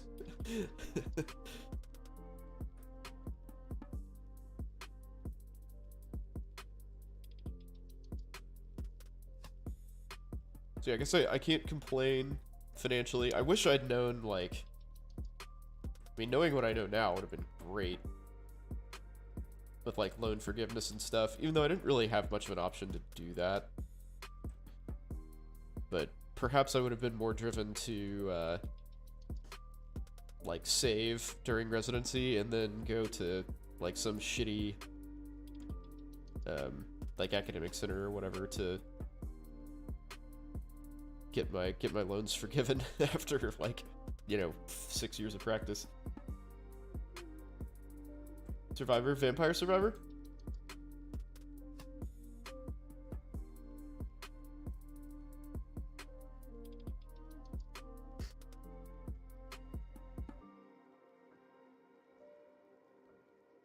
Multiplayer browser game. Oh. Oh, I have to download shit to play that. But yeah, I think a lot of the survival games are fairly similar. It's a mobile game. Oh, okay. So there's actually a really cool... I was watching... So one of the streamers that I watch, like, pretty much the only streamer that I watch, actually, is Ziggy D. And he was playing a game called God of Weapons. That looks a lot like this, except for it's got, like, an aspect of backpack management to it, where, like, based on how you orient your stuff, it can have, like, different bonuses and whatnot. Looks really cool. So for $6, it's kind of hard to go wrong.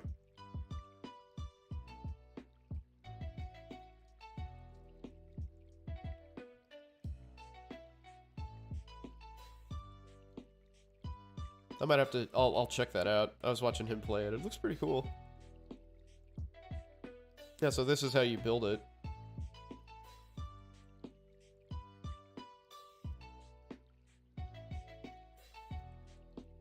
Yeah, see, that's like your backpack, and you can have, like, little power-ups and shit that, like, if they're next to your weapons, give you extra abilities, or, you know, extra attack, or whatever. That seems like a pretty cool game. Baltimore and DC have freaking good crab cakes and clam chowder. Yeah, I'm sure they do. They're coastal, right? Very important to do those things. Range, yes. Extra HP, sure. Reroll. Luck, yes. Yes. Yes. Alright, let's go. Hey, you big bastard. Time to die. There you go. Yeah, that's definitely something that I miss in the Midwest, dude. Seafood, obviously, is not all that great. But it does give me a reason to go to the coast. And that's, like, all I eat. Every time I go to the... You know, you gotta eat local, right? So every time I go to the coast, I just have seafood, fresh seafood, everywhere I can possibly get it. Oh, shit! I'm about to die! I'm about to die! Oh my god! I'm not powerful! Oh, that was rough. You had crab cakes every single day you're there. It sounds like a good plan. Alright, who was that? What did I just do? Ooh, glutton? What does this do? Less EXP, expensive items. Lots of luck. Explosion damage while picking up consumable and maximum health. Okay. They explode for melee damage. Alright. So I need to make a melee character of some kind.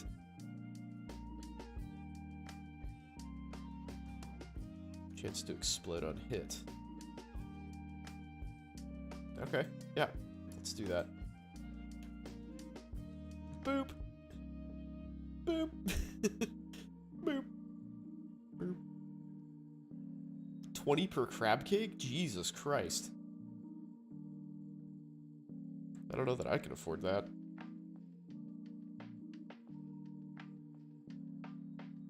I would do it. I'd suck it up and do it while I was there, though. Yeah, we'll take another plank, attack speed.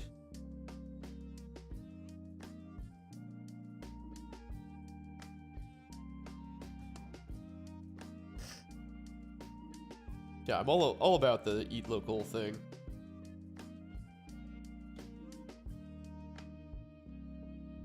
I will go out of my way to find like good mom and pop places, like the popular stuff.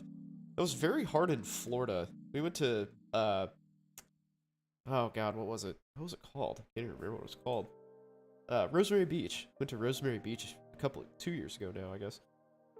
And like was just trying to find seafood, you know, just regular fresh seafood, and we went to 2 places that were supposed to have it, and it was just like typical, you know, fried nonsense. It's basically just like a outdoor spruced up Red Lobster. It was like, this is crap. What are we doing here? But then we, like, on our last night there, we found this absolutely amazing place in Rosemary Beach. It was really, really good. And surprisingly not expensive, actually. I mean, it was an expensive dinner, but it wasn't like, I mean, it was like $40 a person, you know? Not awful. I think we got out of there for like $70 a piece, including drinks, for a really, really nice meal. Not bad.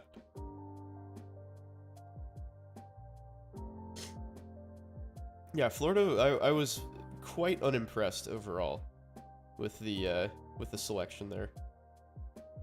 Oh shit, I fucked that up. Oh well. Take that.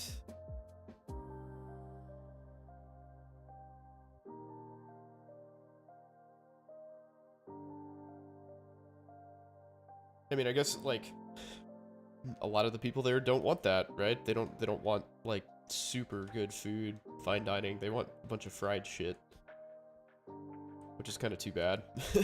but hey, you know, if it keeps your restaurant in business, I guess that's what you're gonna do. That definitely was not what I was looking for, though. I want fresh, well prepared. Oh wow, man, I botched that run big time. I'm gonna retry that.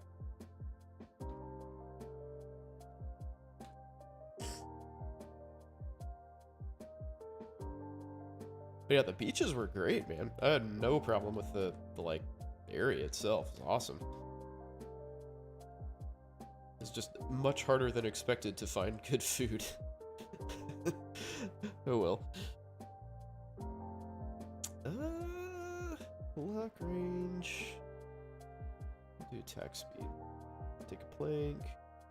Wow, that's a really good first roll.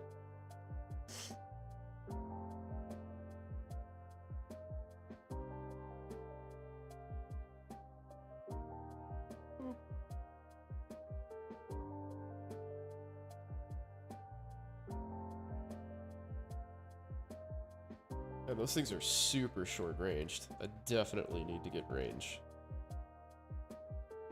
Oh god, died on the second thing.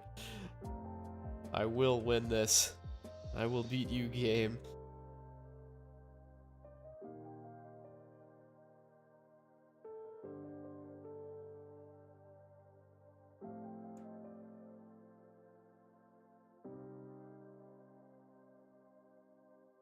Blow up! Explosions! You hate it when you go to a restaurant that has great reviews? Yeah, that was the problem. That was the problem we had. I was like, why is this popular? I don't understand.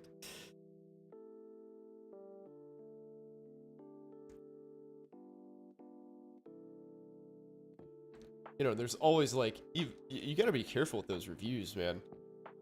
You know, a lot of people complain. They're like, we ordered 7,000 chicken fajitas, and it took them a really long time to prepare those. Our server was really rude when we tipped him negative money. Like, well, yeah. Okay.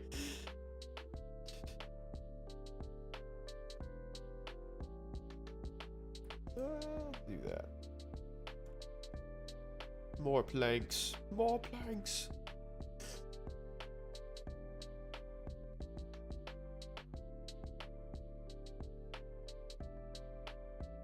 Yeah, I'll take a shift. Chicken for what?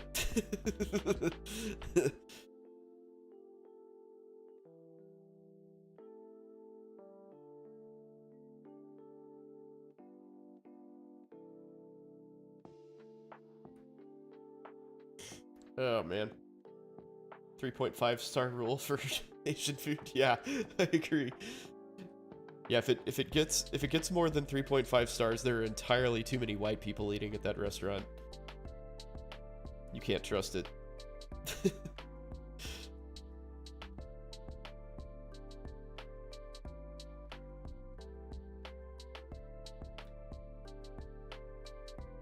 Yeah, I feel like you should be treated, like, assuming you're not Asian, you should be treated, you know, in a racist fashion when you go to an Asian restaurant for full effect.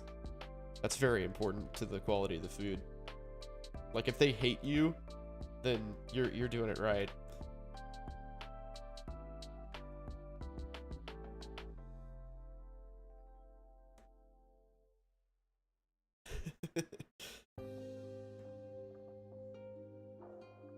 Yeah, like my wife and I went to Chicago like a long time ago now, probably like 10 years ago at this point. But we went to Chinatown and had some dumplings, and like we 100% got served well after people who came in, you know, probably, you know, we probably waited like 6 or 7 extra like groups for our food.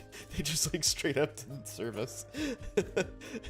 but damn, those were some good dumplings, dude.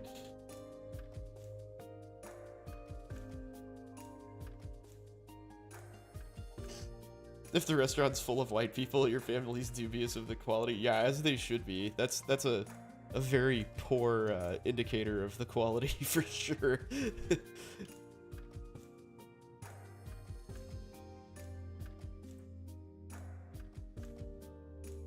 Yeah, you know that they have like bang bang shrimp and, you know, like really good mimosas there.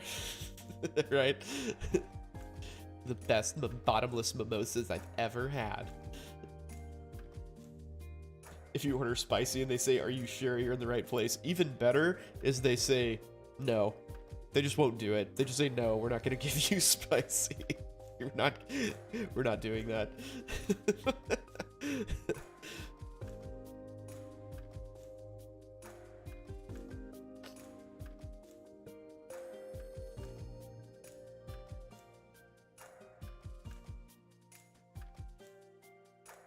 Yeah, there's a little mom and pop Thai place. I think we've talked about this on stream actually, but I'm gonna find it. It's in Sherwood, Arkansas, which is like right outside of Little Rock. It's called Chang, I believe. Awesome Thai food and so good. But like, I would always go there with a bunch of Asians and like Indian people, and so the food was like on point. But I went there with like my white friends a few times, and even like I guess they didn't recognize us, even though like I went there all the time. I probably just, you know, all white people look the same, so whatever. So they like our food was definitely like noticeably less spicy. Like not even close to as spicy as it usually is. Ooh, lots of luck. Cool. I will take that. Lock that. I'll take both of those.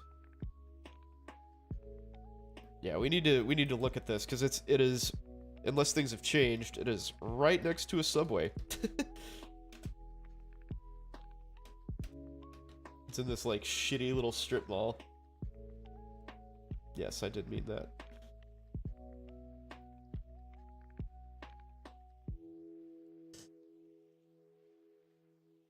Yep, it's right next to a Subway. Problem is your name is Matthew and you sound white. Well, you're screwed, dude. Sorry.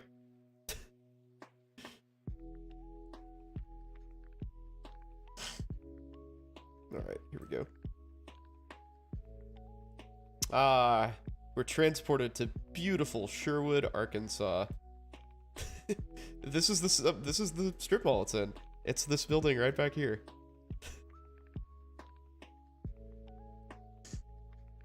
Chang, Thai, and Asian. See? This place sucks, but it has awesome Thai food. Go figure. Arkansas looks lovely. Doesn't it look awesome? It's so nice. So, I will say this. Northern Arkansas is actually really pretty. It's the Ozarks. So it's pretty nice.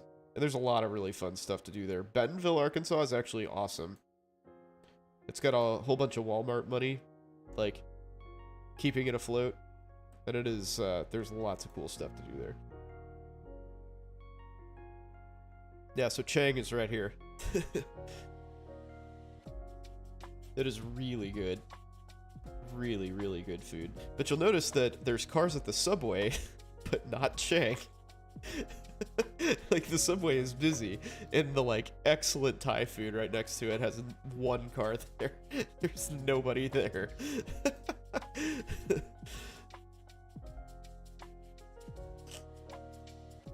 Oh, Arkansas. Best Korean food of your life in buttfuck nowhere, Tampa? Oh, interesting. Yeah, I mean, I believe it. That's basically the same story I just told, so I buy it. I know, you know, those people have to be somewhere, right? Everybody gotta live somewhere.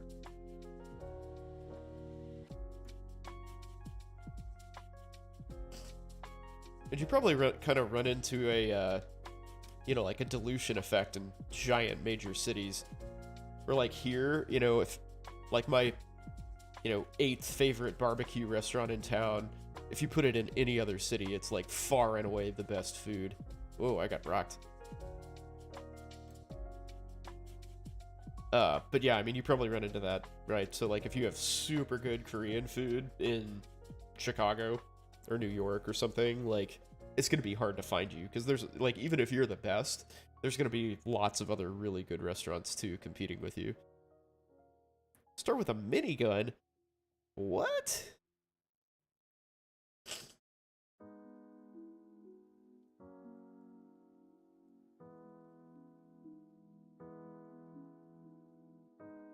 Halfway through a wave. Okay.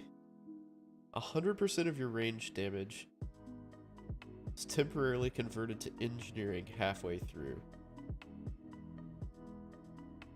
Okay. That sounds awesome. Let's do it. So that a wrench seems like an obvious place to start, right? If I'm gonna have hella engineering. Let's go. I have a minigun and a wrench. And I'm here to fuck shit up. This is awesome. Let's go.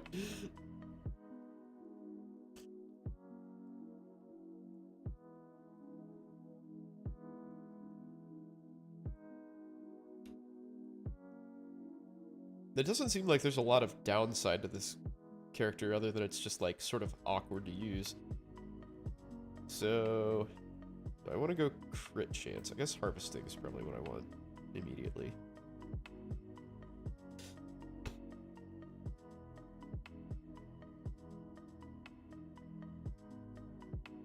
The tree, take the minigun, or the SMG, let's go.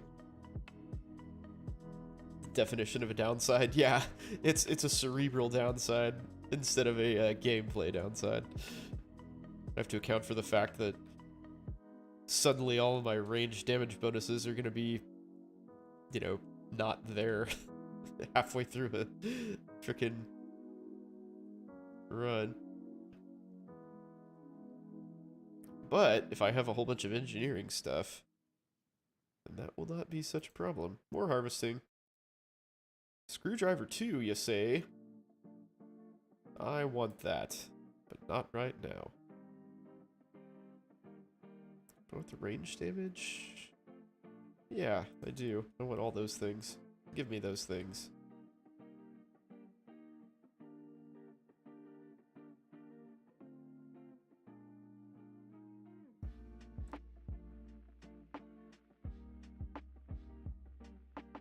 Yeah, there are some things that I miss about living in Little Rock, honestly. There was some good food there, and I was kind of getting used to it. And damn, the cost of living is low. That was pretty cool. And just sort of the way that I had things set up, like my roommates were never there. So I split a house with 2 other dudes. One was in my class and one was our first year med student. And they were never there, like, ever. So I basically paid a third of the rent for a house. It was like $400, I think. We paid $1,200 a month to live in a, like, you know, a nice, like, middle-class neighborhood that was, like, exactly 2 miles away from the hospital. And, you know, we had a yard, nice place to live. It was, you know, nothing special, but easy to live there, lots of space, probably like 2,000 square foot house. Yeah, my share was $400 a month plus utilities. I could have lived that way for a while.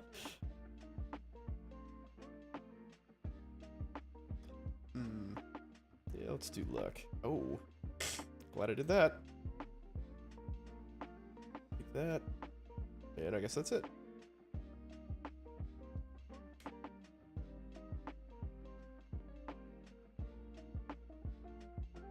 Yeah, they had a really good, like, really good Indian food place there. That we went, you know, of course they had a buffet, but we went there probably 2 weekends a month anyway. To just, like, pound through a hangover. Just go stuff ourselves with delicious, like, goat and biryani and all sorts of stuff. In hopes that we'd feel better. Now I have 3 roommates and I'm paying all the rent, exactly! Also paying for everything else, as it turns out.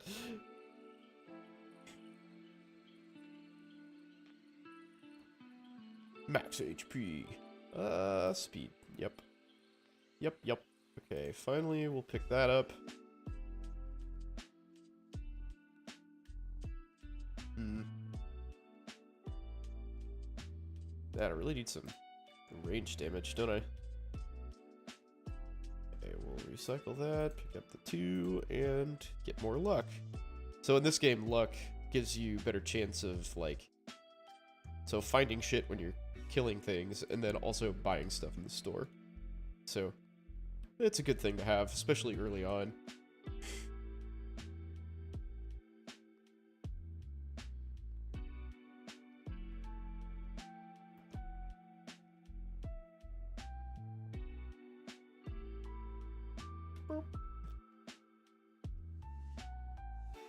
Yeah, I definitely, I chose this roommate thing all wrong, dude. My roommates are all deadbeats. What the fuck?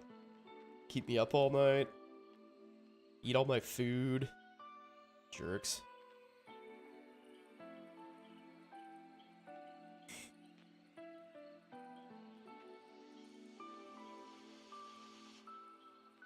Oh. Excellent. Reroll. Ooh, that was wise. Ooh, do I want... Yeah, I guess I'm gonna take that. Med turret. Scared sausage. Okay. That's a goofy-ass picture. Oh, that's fucking great. Look at that shit. Limited to 4. I can only have 4 scared sausages. Never had bad roommates. I've never had bad roommates either, actually. I've had weird roommates. Maybe I've been the bad roommate, I don't know.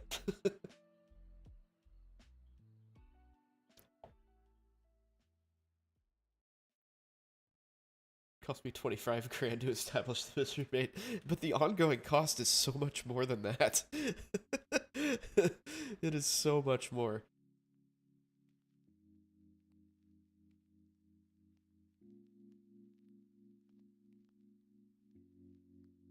Man, I probably should have taken the flat damage for that minigun.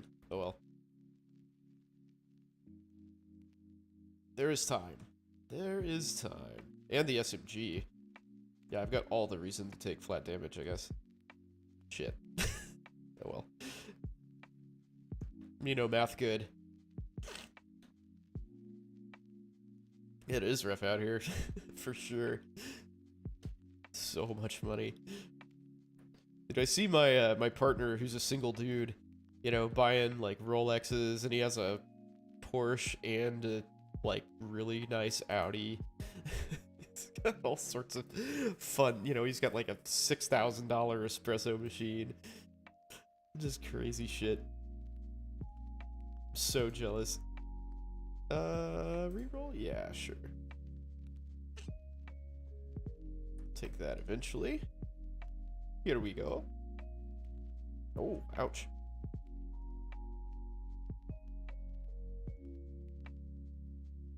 Shout out to low cost living. Yeah, in North Carolina is definitely not an expensive place to live either. I mean, it's more expensive than Kansas City, but it's fairly comparable. I didn't have a sticker shock when I moved out there, as I recall.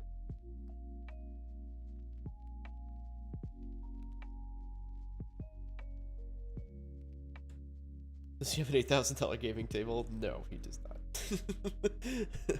But then again, neither do I. I've paid for one, but I don't have it.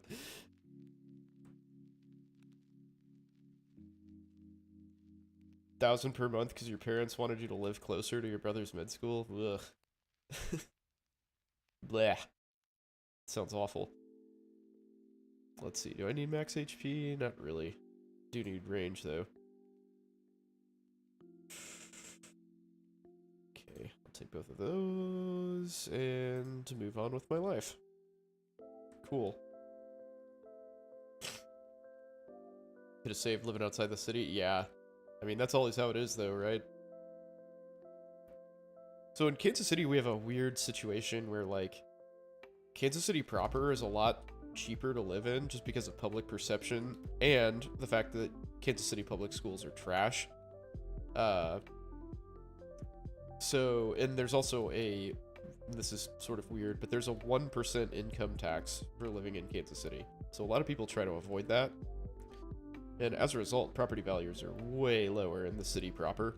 But like once you cross over to the Kansas side of the city, which is like, I don't know, like a 10-minute drive from me at most, probably more like 5. Then things get way more expensive because like the Kansas schools are very good, and Kansas is, like for doctors especially, Kansas is a lot more doctor friendly. Yeah, I'll take that. 6% dodge or 9% speed. Dodge. Luck.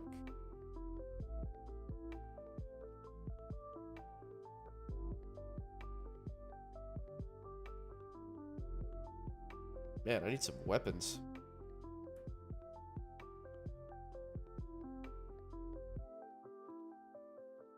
Crit elemental damage. Yeah.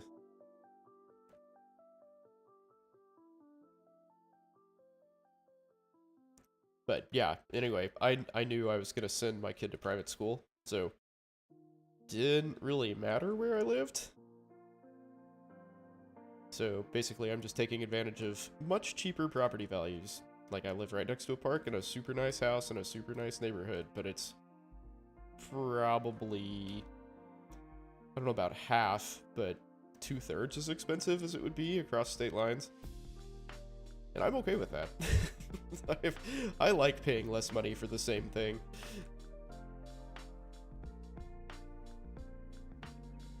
Seems like a good plan.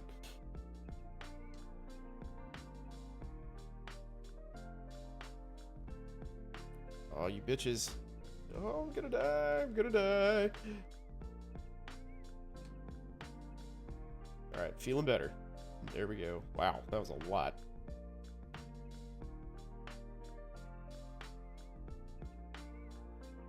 Range damage. Do I want that or attack speed? That's probably range damage.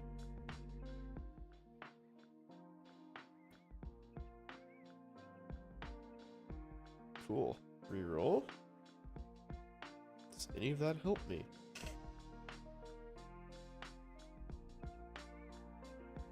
Not really. Living rural as an attending? I mean, that's a great option, dude. Like, if you can tolerate or, you know, even better, want to live in a kind of remote place, like, you're just gonna make so much more money. And it's cheaper cost of living. I mean, you will have baller contracts out in, like, rural North Carolina, for sure. Several of my friends went to Asheville to practice, actually. Apparently the market in Asheville is really good. I'm gonna check on that, actually. I'm gonna see what the anesthesia market looks like out there. Because 2 of them are emergency docs, and 1 is a family doc, maybe? Can't remember. But they're doing quite well. Alright, what do I want here? Armor?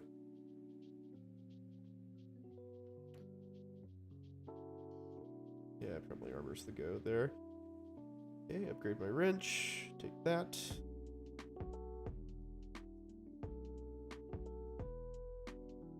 Medical turret, yay! Peaceful bee. I don't know if I can handle that melee and damage, or range damage penalty though. Okay.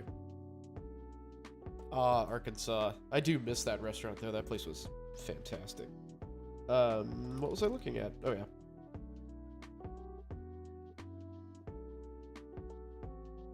Live your dream of having a herd of Galapagos tortoises. Is your last name Darwin? Let's see. Search all anesthesiologist jobs in North Carolina. Search now. Asheville, sweet.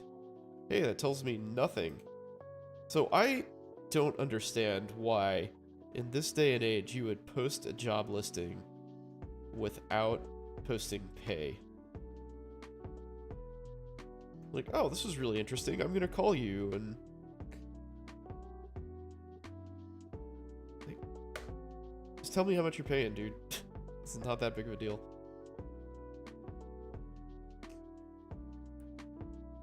Full-time employee, let's see. To work at multiple surgery centers. No nights, no call weekends or holidays. Okay. So it's salaried. Generous compensation package.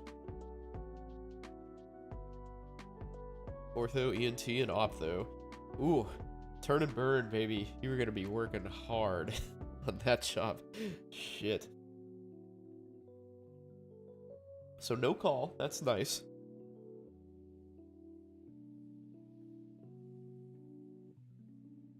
Always sometimes regional, always. Yeah, so they do tons of blocks, I guess. So CRNAs, it's supervision.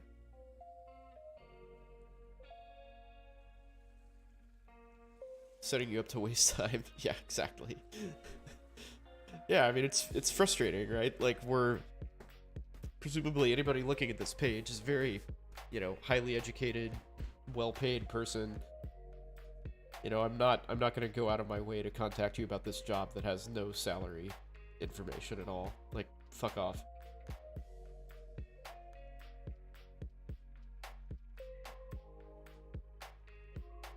So income in North Carolina, not as much as I thought it would be. Can I briefly describe what I should be looking for in an attending job? Well, I mean, it's kind of different based on, you know, what you're doing. Like, are you doing surgery or anesthesia, or... Like, anesthesia is kind of different than everything else because it's just... It just is. Like, we bill differently. and you're dependent on other people for your cases. The schedule is way different. It's just different. So there's like anesthesia, there's clinic jobs, there's surgical jobs. Those are kind of the three main categories. For everything, you should be interested in what sort of commitments are going to be required of you. Like, how much clinical time do they want you to do? Do they want you to do research? Do they want you to be on call overnight? How often do you get called in? If it is call, is it in-house call or home call? How much vacation do you get? What's the pay? Is there overtime? What sort of, like, obligations do you have outside the hospital? Like, do you have to teach a class? Do you have to sit on committees? Do you have to, like, do a certain amount of continuing education for the hospital in particular? Like, are there other sites of service that you have to go to? So all of those things, that's a really, really good question, is the short story. And you'll get a little bit of education on that in residency, but not a lot. But those are all very important things. I'll reroll that.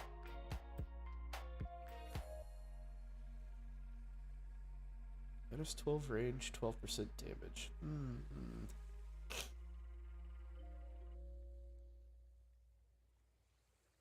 Yeah, we'll do that. Let's keep going. Again. Go again.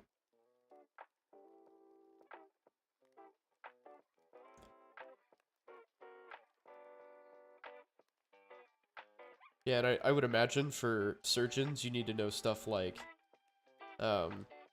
typical caseload for the people who are there, what, like, gaps in coverage they have. Like, if you're a, hand surgeon, say, like, do they have a lot of hand cases? Are there competing hand surgeons in the area, in the immediate area that all those cases get funneled to? Like, what's your referral base? That sort of stuff. And I don't really know how you suss that out, because I've never had to do that. That's one perk of anesthesia. One of the many is that your business is handed to you, right? You just kind of show up and you're like, oh, we have to take care of these cases. And that's it. And, like, yeah, obviously emergencies come in. You have OB. Like, shit happens in the ICU. Got a tip getting a migraine. I'm sorry, I didn't mean to give you a migraine. Thanks for joining, dude. What was it about surgery that made me not want to go into it? Wow, that was really awesome. Mostly hours. Like, commitment. The fact that you're just, like, always on the hook for something. I did not dig that.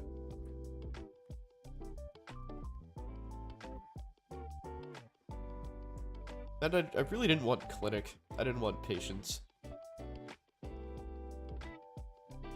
Minus 50 range. Okay, I can take that hit for that. That's a super good item.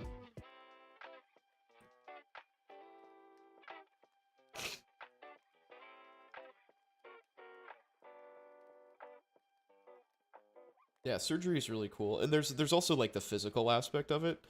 I know that sounds ridiculous, but I didn't really want to be locked in to just, like, standing in a room most of the day. It would have been great for me in the fact that I'm, like, very efficient, like, driven to be efficient, like, constantly looking for ways to improve.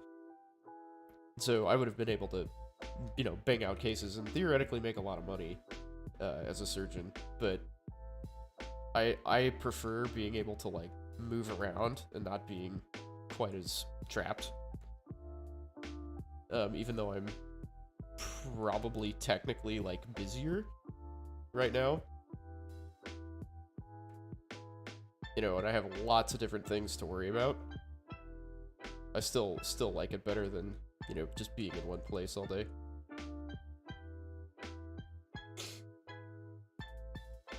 Are there any other specialties besides, like, radiology where you don't have patients? I mean, pathology. There's path. Probably not a whole lot, honestly. Recycle that shit. Recycle that shit.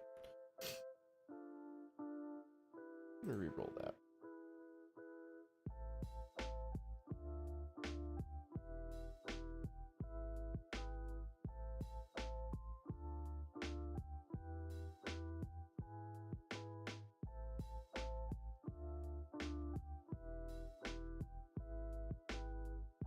Ooh, upgrade my SMG. Then I'll take some more luck. Yeah, I can't think of anything. I think this is probably it, man. There's not a lot. And of course, by not having patience, you mean not having longitudinal patience. I assume. Because I don't care for that. I don't want to have clinic. I don't want to see people in clinic. Sounds terrible.